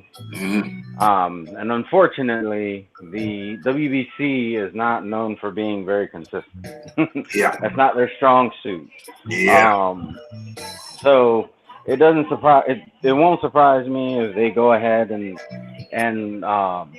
do this. Like, as far as the moves is concerned, I think it is the right thing to do. Yeah. They should have did the same thing with Melina. Mm-hmm. And they didn't. Yeah. So I mean, I can definitely understand where you're coming from. Mm-hmm. So just from a moral standpoint, it's the right thing to do. But from a consistent standpoint, I mean, they shouldn't do it. You know, why are the rules different for this guy than it was for the last guy? For real. So I understand what you're saying now. Like, yeah, it's he's not being treated fairly in the sense where somebody else did the same thing in a comparable situation. Yeah, it's a comparable situation. Yeah, because I've seen a lot of people they're saying, oh, why you know they're putting a lot of blame on the UK and UCAD, mm-hmm. and I'm like, well, Melina did the same thing, and he's American. Yeah, you know, so like we can't act like the UK is corrupt because it's happened in the US first. So, but yeah, I get what you're saying now. Yeah, I mean, you have to start doing the right thing somewhere. So I don't have a problem with them doing it as long as the next guy, regardless of who it is, they handle it the same way. So my next point to you is the B sample's not in yet. Are they not jumping the gun? Well, it's like I said, I think because it was a positive testing, I still think it's the right thing to do. But I think they need to do the B sample like ASAP too. They shouldn't drag. Is it the right thing to do before the B sample's in?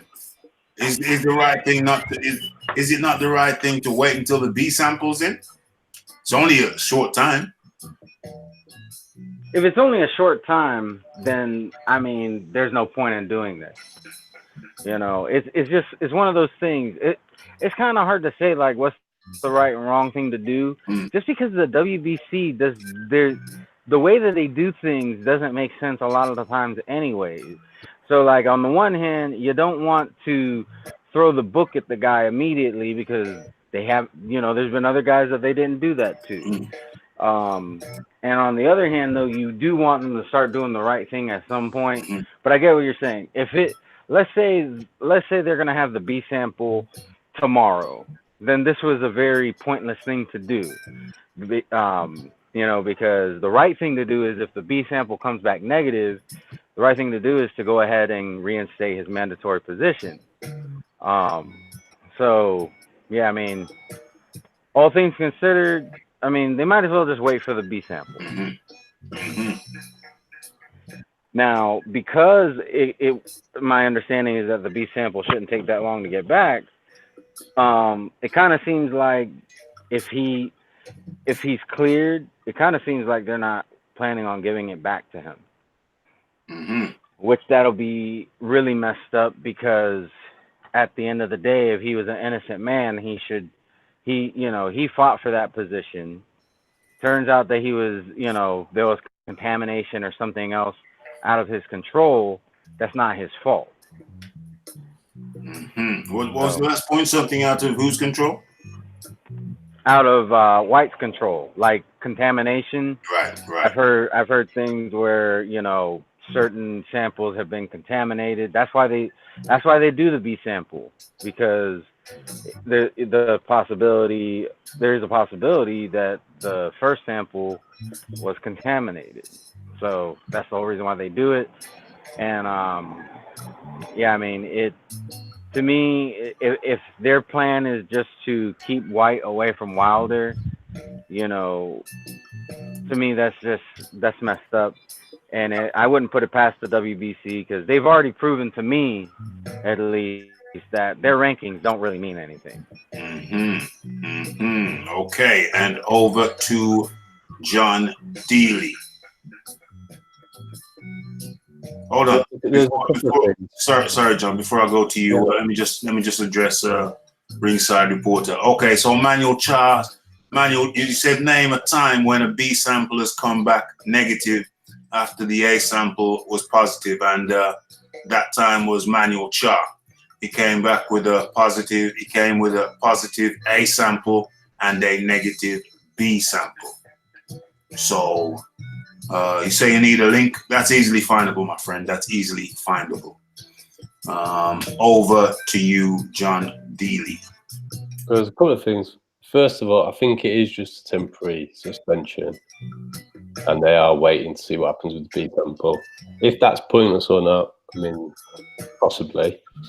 I think UCAD's process, this is always UCAD's process. Fury was able to fight Klitschko after testing positive for nandrolone against Christian Hamer the fight before.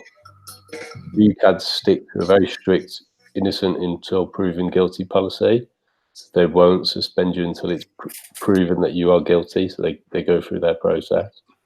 Yeah. That could be wrong. I'm not saying it's right, but that's what they do. Molina, his ban, he's still banned in the UK. He can't fight in the UK until October of this year. But the Brazil fight, Molina couldn't become mandatory if he won. Only Brazil could become mandatory from that fight. Yeah, so that's actually a bit crazy. The closest thing to this is actually Povetkin when he was due to fight Wilder. So they suspended him, then they unsuspended him once they went through the process, and the levels of Maldonium were found to be within acceptable levels because it had only just been banned, so that it could be argued that it was still in the system from when it was legal. But because of the delay, they made him fight Bermain Stavern for the mandatory status, and then John, I apologize for interrupting you again. Please remember your word. I just want to address Ringside Reporter. Ringside, do you want a link? Ringside, do you want a link? Put your email in the chat. Put your email in the chat, and I'll send you a link. Sorry, John. Sorry, but I just wanted to address Ringside. No, all right. I mean, I'm not here to defend you, Cap. No. I don't think Fury should have fought Klitschko, basically. Unfortunately, whatever you think about that situation, the fact that he did fight him made the whole heavyweight division a lot more interesting for everybody else. So, so I mean, I'm not going to defend their policies. I haven't got any issue with what the WBC have done. I think it's mostly about publicity. I think they want the headline. I think they will reinstate people if they're cleared. They stripped Ortiz of his mandatory status and then they cleared him again to fight. It's the same with Povetkin. Molina, it's just I want someone to explain to me how Brazil fighting Molina made him mandatory for Wilder, because Molina couldn't become mandatory if he won the fight. Only Brazil could.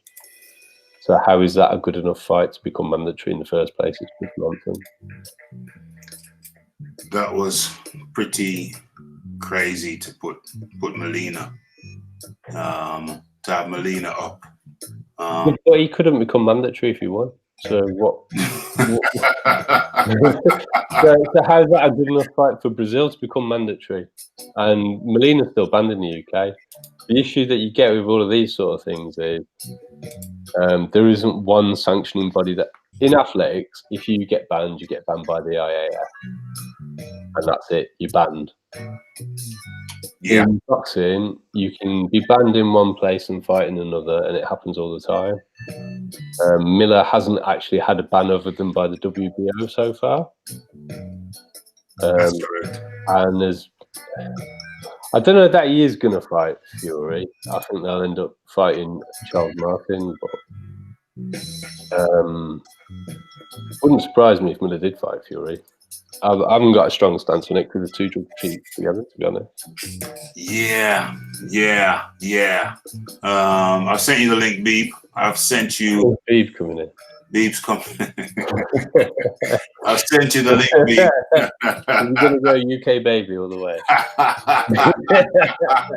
Come on in, Beeb. Come on in, Beeb. Oh man, yeah, this is fun. This is fun times. Did Povetkin's B sample come in negative as well? Povetkin, that was because I mean the whole thing was he had meldonium in his system, which is a banned substance. So that's why it got flagged. Then it was the outcome of that was that it was within acceptable limits because it had been legal the year before. Yeah. It was only like March or February when he actually tested for it. Mm-hmm. But I'm sure his B sample came back negative as well. It was a real weird, funny situation. But they did clear him to fight again, but then Povetkin tested dirty for something else. So I mean that just shows what Povetkin's up to. Yeah. Beeb, have you received the link?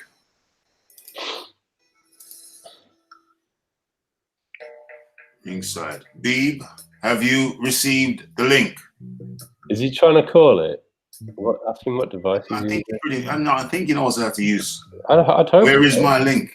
Beeb seems angry. Beeb seems angry. Let's get this link to him. That's why I can't. Let's. J Habib. Hotmail. I'm going to send it again. It's via Hangouts. You know it's via Hangouts, right? jhabib@hotmail.com. Yeah. I'm going to send it again. I mean, first of all, you have to accept the invite link, yeah? You know that you have to accept the invite link. New conversation. J Habib, I've got you right there. This is via Hangouts, not Skype. It's via Hangouts.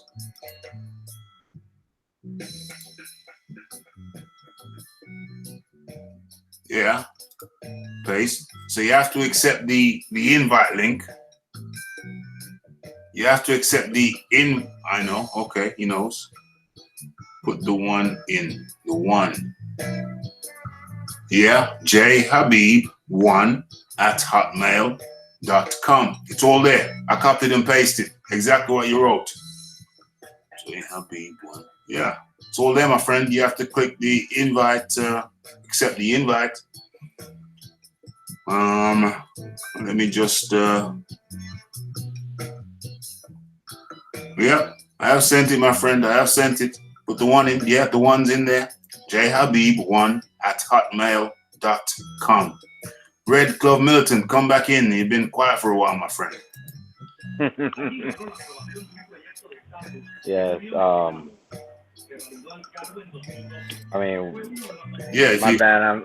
I'm also doing something else here. What's the topic? Oh no. I mean, just come back in if you got something you want to say, and if not, you know, you're good. You know, we're still talking about the Dillian Whyte, the WBC thing. Nothing's really changed. That's the topic. I mean, my position is. Oh yeah, I didn't give my position. Okay, I'll do that. So my position is that they should have waited. They should have waited for the B sample.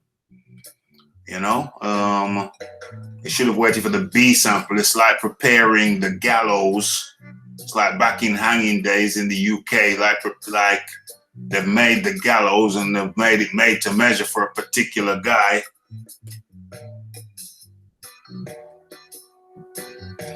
You got to plan for Friday stream since yeah. I mean, I've got I'm switching topics a little bit, answering big boys. Yeah, I mean, I've got the Streamlabs OBS. It's just that somebody helped me set it up. Boxing Block Center helped me set it up very kind of him. I think he was doing it for over an hour and a half, something like that. So he's very kind to help me set it up. It's just that I've been so busy with work.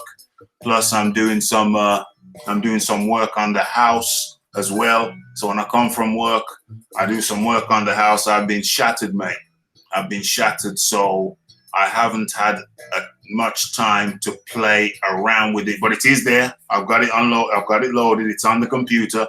It's there, ready to go. But I'm going to play with it tomorrow. I'm going to play with it tomorrow, which is Thursday. I'm going to play with it Friday for a couple of hours as well. If I'm good to go with it live on Friday night, I'll go with it live on Friday night. If not, then for sure I'll be doing my Saturday lunchtime show. So yeah, for real. But I've got it loaded up. I just need to set some time aside to play with it, and then we are golden. But I've got it, mate. I've got it on the computer. Send it to my Gmail. Okay, I will copy and paste that and copy. So I need to go into Gmail now. Uno momento. Where are we? Where's Gmail? Oh yeah, there it is. There's Gmail. Where are we? Primary. Boom. New. Compose. Your message to. Oh, actually, I know what I did wrong.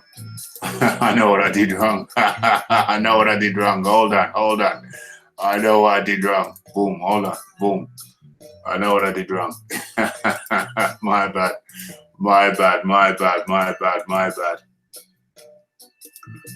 Paste. I know what I did wrong. So, okay, there, I'm correct. I know what I did wrong. How embarrassing. Boom. Gmail.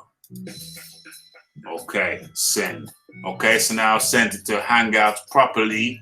I know what the error was. And I've also sent it to your Gmail. So you've got two means of receiving it. Okay, so I think I made a mistake there. Beeb's got it now via Hangouts and via his email. So, boom. I know what the mistake was. Elementary, my dear Watson. Elementary. My Hotmail isn't syncing. Now I've sent it to your. I sent it. The mistake was elementary, my dear Watson. Okay, kill your background noise, Mr. Beeb. How are you today? I'm doing good, but we gotta just tell the truth here, man. I mean, yeah, go, man, go. It's over to you. The situation is, first of all, Eddie Hearn said that Dillian Whyte was cleared to fight, but he wasn't cleared to fight. He was allowed to fight because if you're still under investigation, yeah, then you're not cleared. You know. And I don't blame Eddie Hearn for this. The reason why I get upset about Eddie Hearn with this whole situation is he should take a neutral stance here. He shouldn't be pro Dillian Whyte, because how can you know if Dillian Whyte is guilty or innocent when you yourself, the promoter, you weren't at the hearing, you didn't hear the evidence, and you don't know the case. So you know Dillian Whyte probably said, oh, well, this tainted supplements like he used before in 2012. And I'm not trying to start an argument with you, but Manuel Char got a 6-month suspension for failing a drug test. I'm reading the article right here. Okay. And this is dated May 1st. And this is not me. This is not me against you. This is just this is the facts. The WBA's regular world title holder, Manuel Char, has officially received a 6-month suspension from the sanctioning body as a result of his previously failed drug tests. He was scheduled to take on Franz Akendo. He tested positive for epabolone and drotasterone. It was detected on August 31st. and the B sample turned out to confirm those results. It says it right here. It's been reported. So there's never been a case, to my knowledge, when the B sample comes back negative after the A is positive. And the other gentleman that talked about Povetkin, the reason why Povetkin was allowed to fight was because WADA had a provision in the ruling that if the meldonium was below a certain limit, past a certain date, it was January 31st, then they changed it to April 15th. So he was allowed to fight on a technicality. Whether or not, and I'm not really mad about that whole situation, because I blame WADA for that, because they made the rule, they banned a drug that they had really no knowledge about. And to be perfectly honest with you, I don't even think meldonium, after researching it, from what I've learned about it, is really that much of a performance enhancer anyways. Right. But I know, and I changed my stance on that. I was real hard on Povetkin, and I blamed him for everything. But then I turned the blame to WADA. I'm not blaming Hearn for anything. My disdain and aggravation for Hearn is, why is he even taking a position on this? If you don't know what happened, you don't know anything. I know you're friends with Dillian Whyte. I get that. He's your fighter. I get that. Yeah. What he should have came out and said was, Dillian Whyte has denied it. He deserves due process. I don't really know if he's guilty or he's innocent. I won't know anything until the procedure and the process has been completed. Maybe UCOD, their process isn't the greatest, but it was the only process in place, and I had to follow it because that was the only process in place. Whether or not I agree with it, I followed the rules, and I had to allow the fight to go on. I'm going to let this play out just like everybody else, and then when it's all done, then we can determine whether Dillian Whyte is guilty or innocent. I hope he's innocent. That's what he should have said. Instead of taking a side, oh, well, I believe Dillian Whyte. How can you believe somebody if you openly admitted that you don't know what happened at the hearing and you don't know what the evidence is? And he went in on Barbershop Conversations, and he asked Barbershop Conversations a question. He said, wasn't he cleared by UCOD? Why? So shouldn't he be allowed to fight?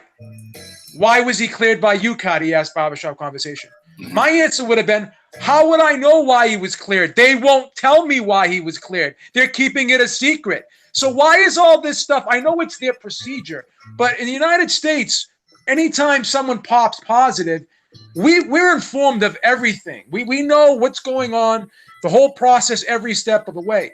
You have to understand there's going to be Marcellus Wilder. Excuse me? Marcellus Wilder? Yeah, he was innocent, actually. He was innocent. Was he innocent? Yeah. Well, he got 3-month ban though. He got a 3-month suspension. But go back and read it. He's innocent. Steve, it was a false positive. It was a false positive. Beeb, I got the article here, my friend. I got the article here. Where is it? Give me a second. And back to you on a couple of the points you've made there.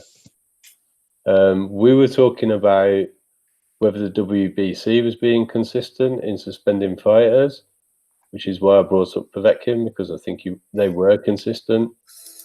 They suspended Povetkin until the due process had taken place and they reinstated him. That's correct. He then went on to test positive anyway for something else. For Osterine, that's correct, What I was saying was the WBC are being consistent because they put in a temporary suspension on Dillian Whyte until the outcome of the hearing is complete. Whether you agree with UCAD rules or not, I'm not here to defend them. They allowed Tyson Fury to fight Vladimir Klitschko after a Nandrolone failure. He tested positive for Nandrolone against Christian Hamer the fight before. Yeah. Klitschko, and they kept that secret right up until after the Klitschko fight. Yes. That's their process. I'm not defending it, but that's how they do it. And their reasoning is based on you're innocent until proven guilty. That's how they work it. But so you don't think they drag their feet though? Because a B sample takes 24 to 40 hours to come back. How come in the United States we get these situations like Jarrell Miller? That whole process took about 10 days. and he was suspended immediately. Why would we have to be suspended though? Only the WBO have suspended Jarrell Miller. Jarrell Miller. No. The New York State Athletic Commission. The New York State Athletic Commission denied him a license. Yeah, but it's not the same thing. So UCAD will give a 2-year suspension, and if Dillian Whyte is found guilty, he will get an 8-year suspension for this. No, I heard it was 4. I heard it was 4 year. Well, either way, either 4 or 8. That's going to wreck his career. Yeah. That's why they're taking it so seriously. It's not going to be a 6-month ban. Yeah. And let me ask you this. Let me got a 2-year ban for Nandrolone. He got a 2-year ban. A lot longer than the bans that are handed out in the States. So that's correct. Yeah, so different. That's the only point we're really making. They do. Yeah, yeah. So, but it's no, Beeb, let me just come in here before you, sorry. So yes, Beeb, you said aren't they dragging their feet? Yeah, perhaps so, but you have to understand that the outcome will be much, much more severe. That's a 100% factual statement that I cannot refute. Yeah, I will concede that point, but it just bothers me. And you know Tyson Fury is my favorite fighter. Yeah, I can't defend him. I can't defend him. I don't defend him either. I mean, it took them 2 years to ban him. I love the guy. It's ridiculous. He breaks my heart every time because he always does something crazy. But I love the guy. But I can't defend him on that. I mean, he tested positive in the Christian Hammer fight, and it took them 2 years. 2 years. Yeah. To fucking ban him. That was crazy. That was crazy. But what I can say to you is that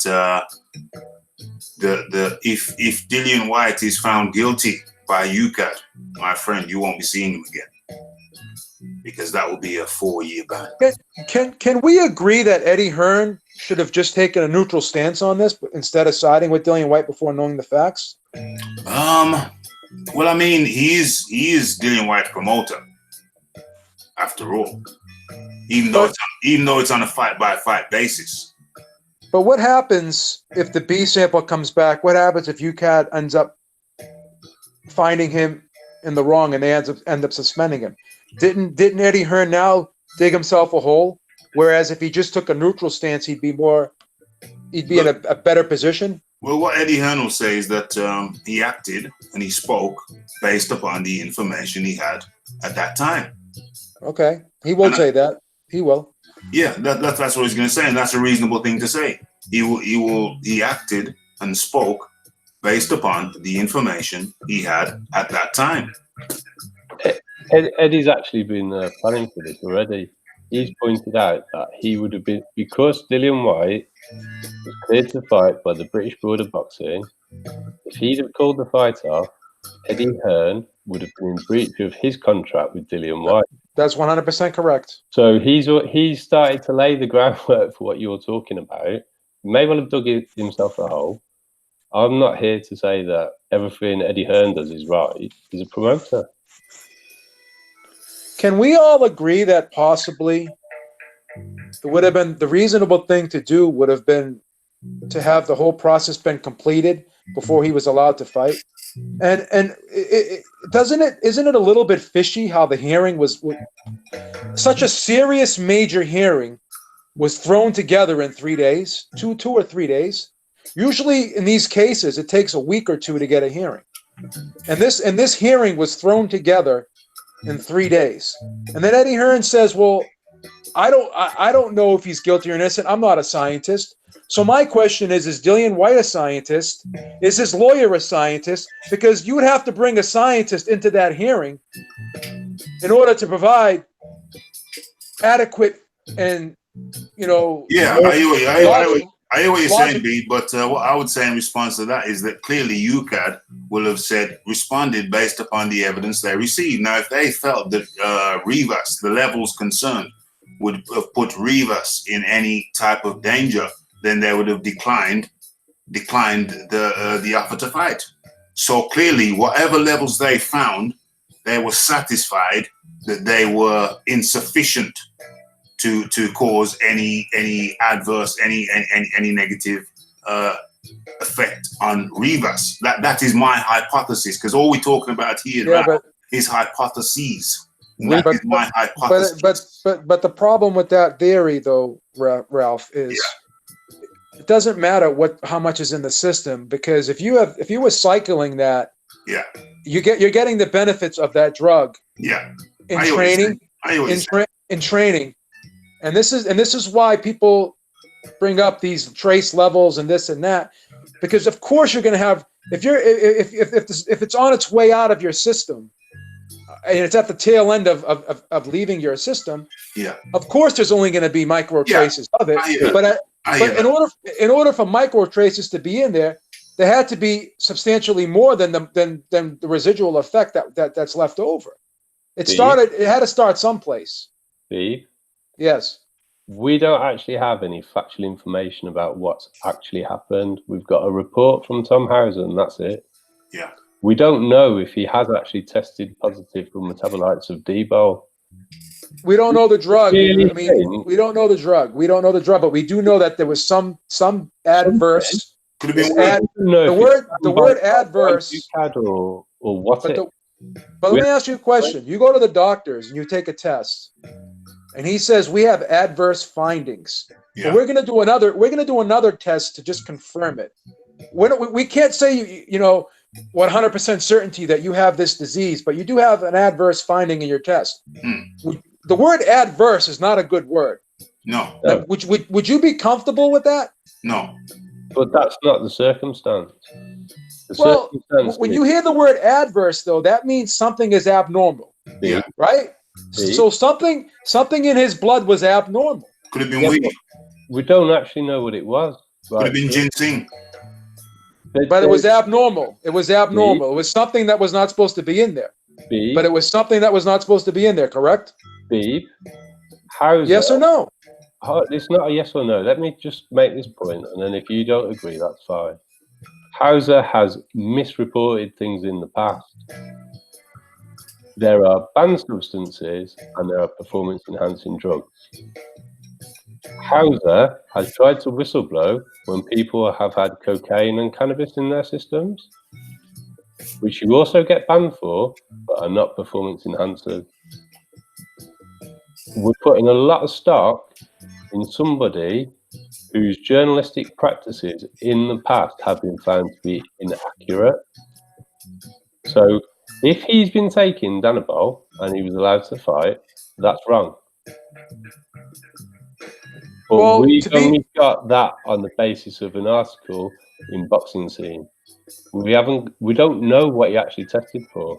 That's fair point. And if you say he tested positive for cocaine, what then? I'm going to be honest with you. I'm going to just be 100% honest with you. Before. I'm going to be honest with you.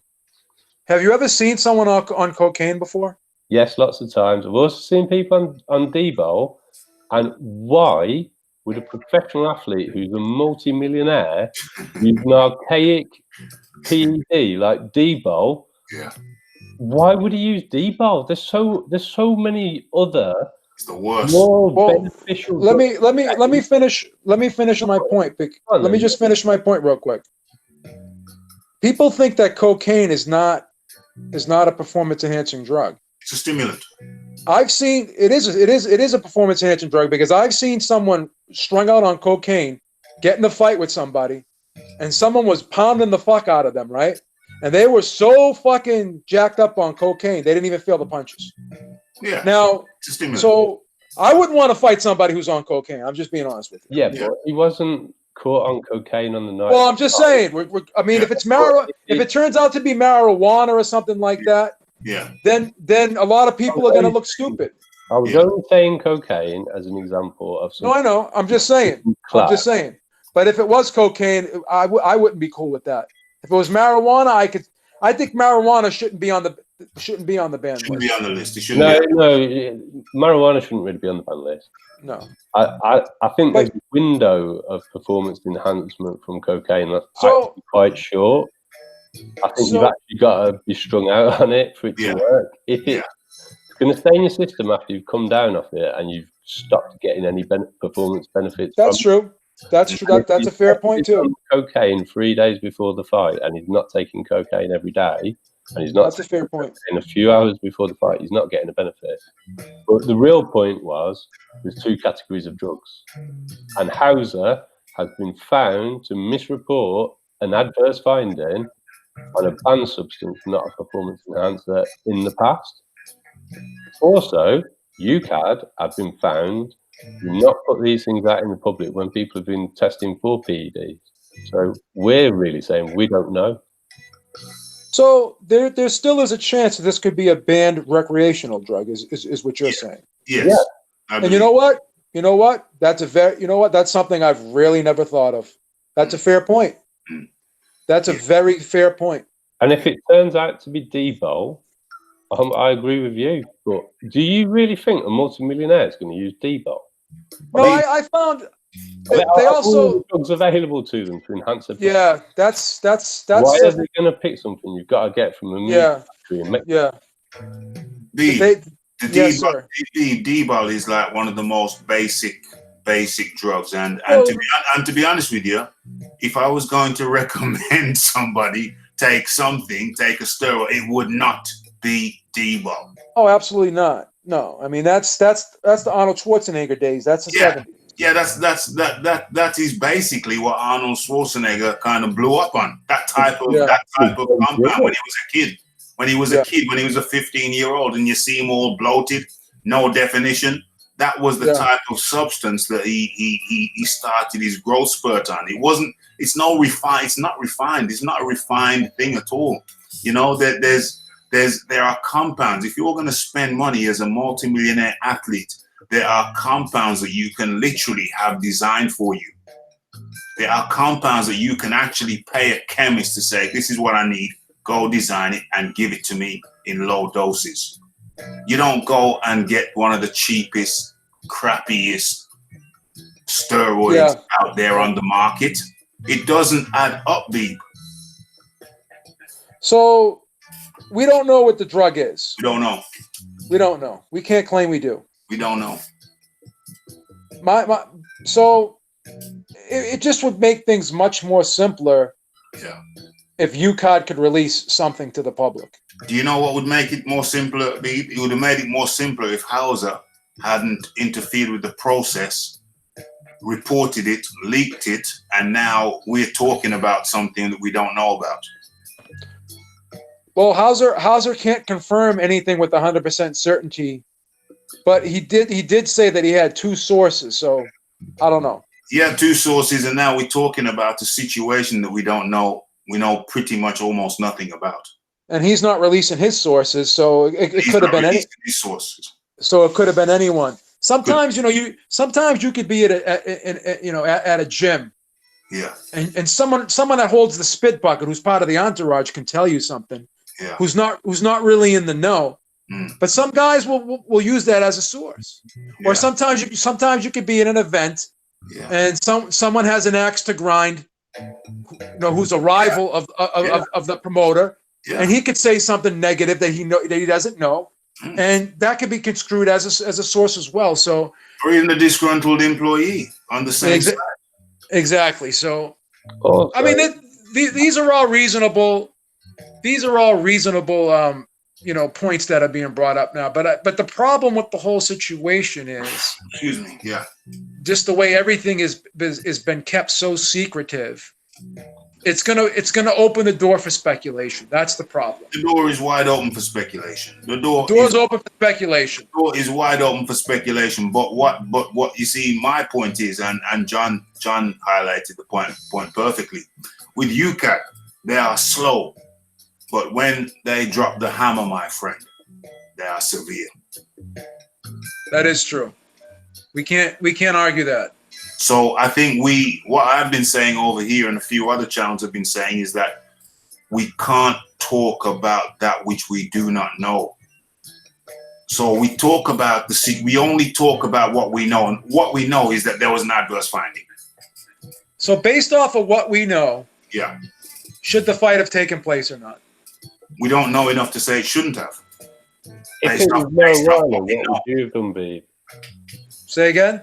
if you tested positive for marijuana, what would you have done about the fight?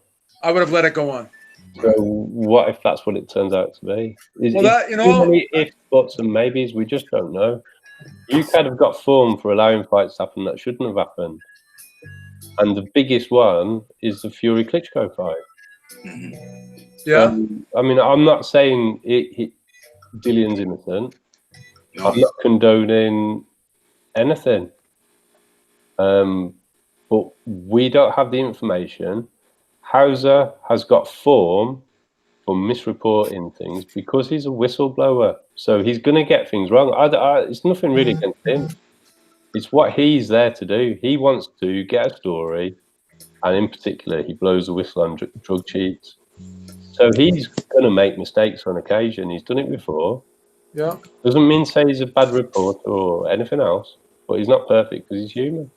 But did UCAD make a mistake by letting Fury fight Klitschko?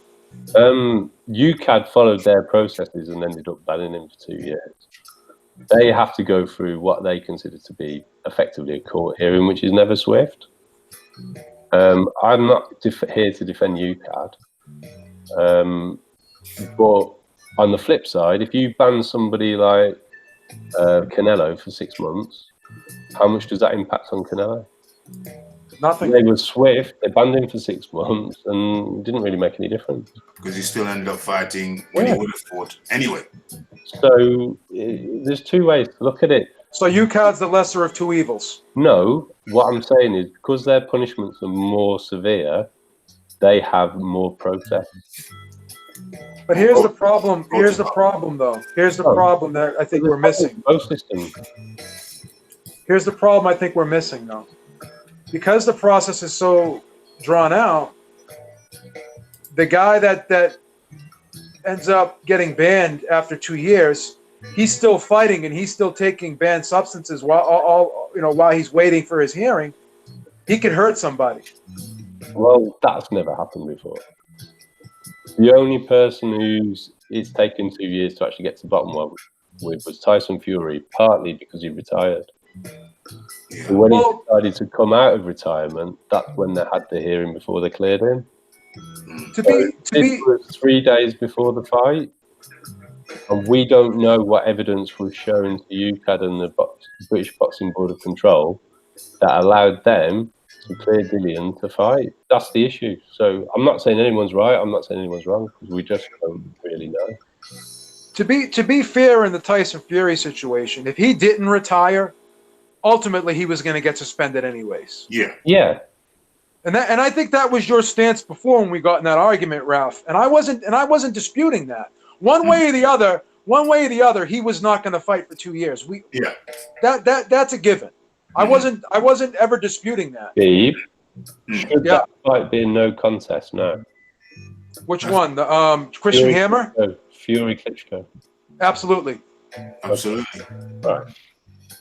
And Fury's my favorite fighter. I know. Look, Beeb, I know who you are. I know you don't know me, but I've listened to Inside Report for a long time. I know who you are. Hey, listen, I'm a hot-headed person, but I can be reasoned with. Yeah. I think we have reasoned with you. Yeah. If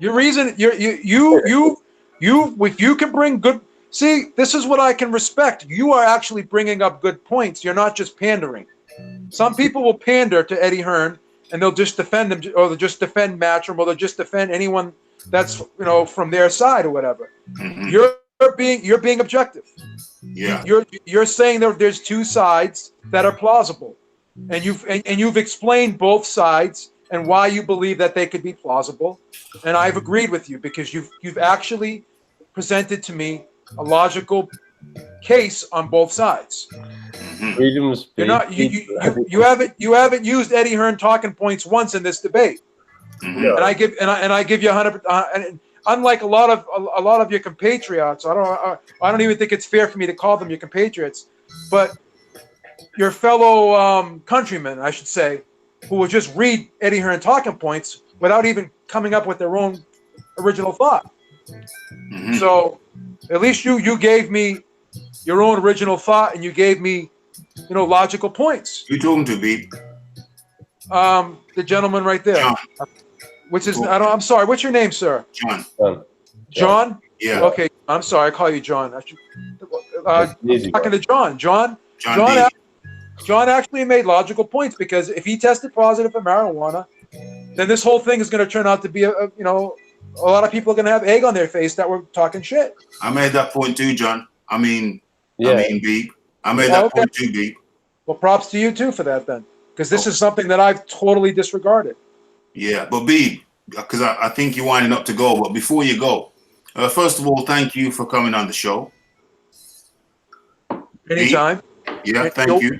I didn't even know you was aware of the show, Beeb. I'm subscribed to you. I see when you go live. Damn.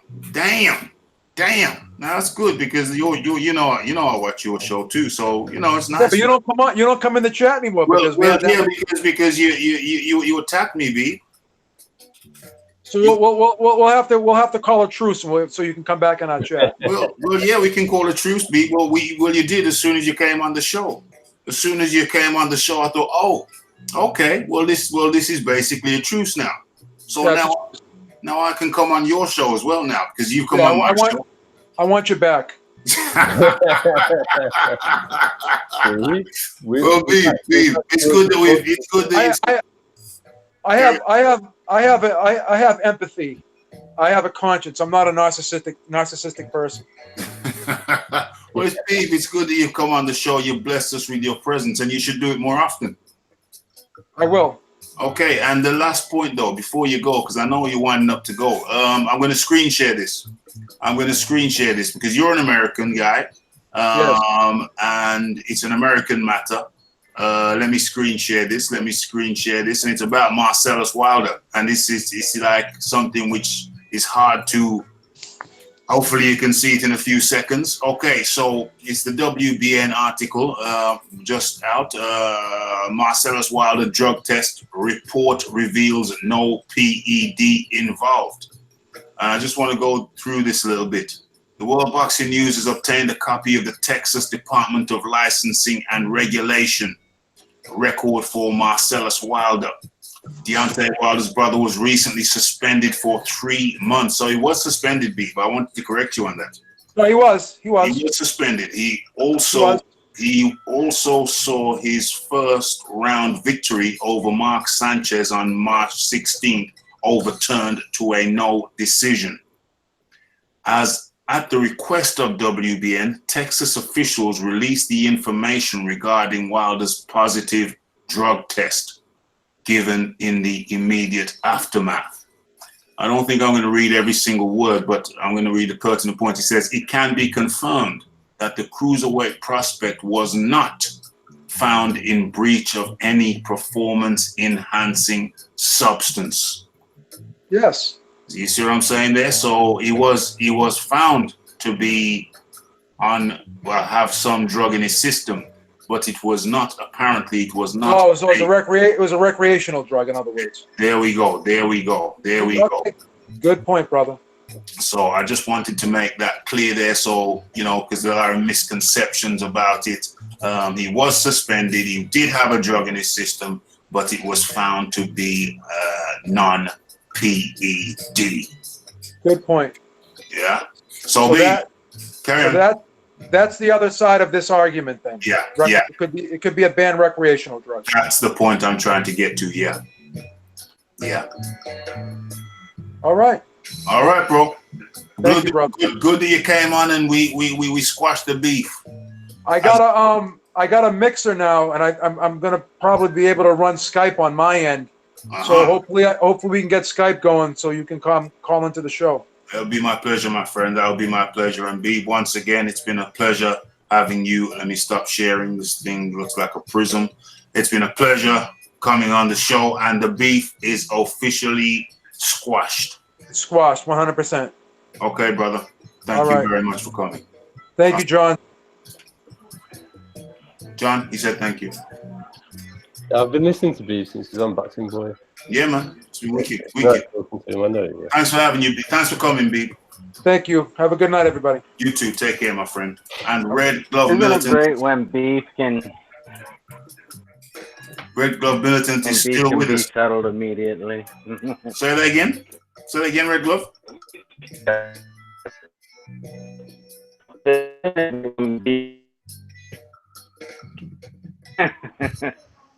Red Glove, I'm sorry, my friend, but you just cracked up there. You cracked up. We just heard the dialect. Can you hear me now? Yeah, I hear you now. I hear you now. All right. I was saying, isn't it great when beef can be resolved pretty swiftly? Oh yeah. Well, it wasn't swift. The beef has been lingering on the cooker for a good couple of months now. It's been overcooked. But I think I challenged Beeb on something, and you know, sometimes people are in a certain frame of mind where they don't want to hear nothing. They don't want to hear nothing other than what they're saying, and I just think I caught him at a bad time, and you know, he kind of went at me in a way where I couldn't really go back at him because I didn't have the mic. You know what I'm saying?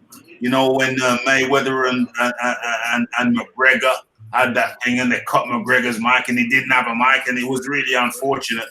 But I kept, so I didn't go back over there because, you know, I need a mic. If we're going to do a rap battle, my friend, I need a mic. So, but you know what? I remember that. I was actually there. I remember that now. I forgot all about that because he said that he needed sources. Yeah, I remember that now. And yeah, that's exactly, I forget what the topic was. I forget too, but that's exactly what it was. He needed sources, and yeah, I can't even remember the full details of it, but that is exactly that night. And so, you know, the beef had been in the slow cooker. You know, I had not returned. I said I needed an apology. I can't even remember what for. But you know, I can't remember what for. But you know, Beeb was gracious enough. You know, I didn't even know he was following me. Check my subs again, I guess. And he was gracious enough to come and bless us with his presence. And beef, you know, because you know, I'm a reasonable guy. You know, the beef was. I didn't say, who the hell are you? What are you doing over here? Get the hell out of here and curse him out. Like, that's not my style. I said, yo, you want a link? You got something on your mind? You want a link? I said, yeah, give me a link. So, you know, I sent him a link. I did it wrong multiple times. And then I realized what I'd done wrong. And then I corrected it. And then sure enough, you know, Beeb was on here. You know, I think I consider that, you know, I'm very, very proud moment. It's a very proud moment for me to have, you know, people. Every time somebody, you see, there's been people on here before who I've been listening to for some time, you know, and then when they come on my show, my little 6-month-old show, my little 6-month-old channel, you know, that makes me very, very, it makes me very proud and very happy that I've accomplished something that people who I've listened to for some time want to come on and share their thoughts with. You know what I'm saying? You know what I'm saying, Red Glove Militant? Absolutely. You know what I'm saying, John? You know what I'm saying, John? Yeah. I mean, especially Beeb. Especially Beeb. I think we were able to have a sensible conversation with him. Very, very, very sensible, very measured. You know, we spoke like gentlemen. And how long have we been on now? Started about 20 past 9, 10, 11, 20 past 11. So that's what, 2.5 hours. I think that's enough for the people. Yeah. I think 2.5 hours is enough for the people. I think were you not entertained? Were you not I hate this 5-minute lag. I hate this 5-minute lag because you say something, you want a response to me, and it never happens because it's a 5, 6, 7-minute lag, 7-second time lag. But I'm just going to go ahead and wrap this baby up now. I'm going to say if there's anybody in the chat who enjoyed the show and has not already hit the like button, please kindly do so now. Also, if there's anybody in the chat who enjoyed this show who is not currently subscribed to Raphael Dawkins Combat Radio, please do so now. Also, if there's anybody in the chat who has it on their mind, in their hearts, to put a donation in to the Raphael Dawkins Combat Radio channel, and it tells you what the donations are for. It's for equipment, it's for traveling, it's for going to interviews. It's something I'm going to get into as soon as the funds are there in the donation box. You hit the donation box, that takes you straight to PayPal, and boom, you make a small donation. No donation is too small. Okay, so to wrap this up, I was joined by Red Glove Militant. Would you like to give us your, first of all, thanks for coming. Thanks for accepting the invite. And would you like to give us your final words, Red Glove Militant? These were all very good topics. Thank you so much for having me on. Always a pleasure, as always. Absolutely. Too bad Get the Smoke couldn't stay on, but we had a very good surprise with Beeb. Very good. John Dealy is always coming with his facts. Always. I always learn something from John. I can honestly say that. You know, Kaz refuses to acknowledge that the Molina situation is very similar to the Whyte situation. All his energy is hating on Whyte. So I don't know what his problem is.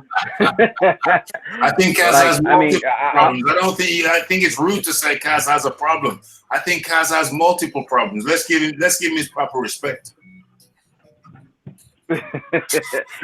But yeah, great show. I'm glad I was able to be a part of it.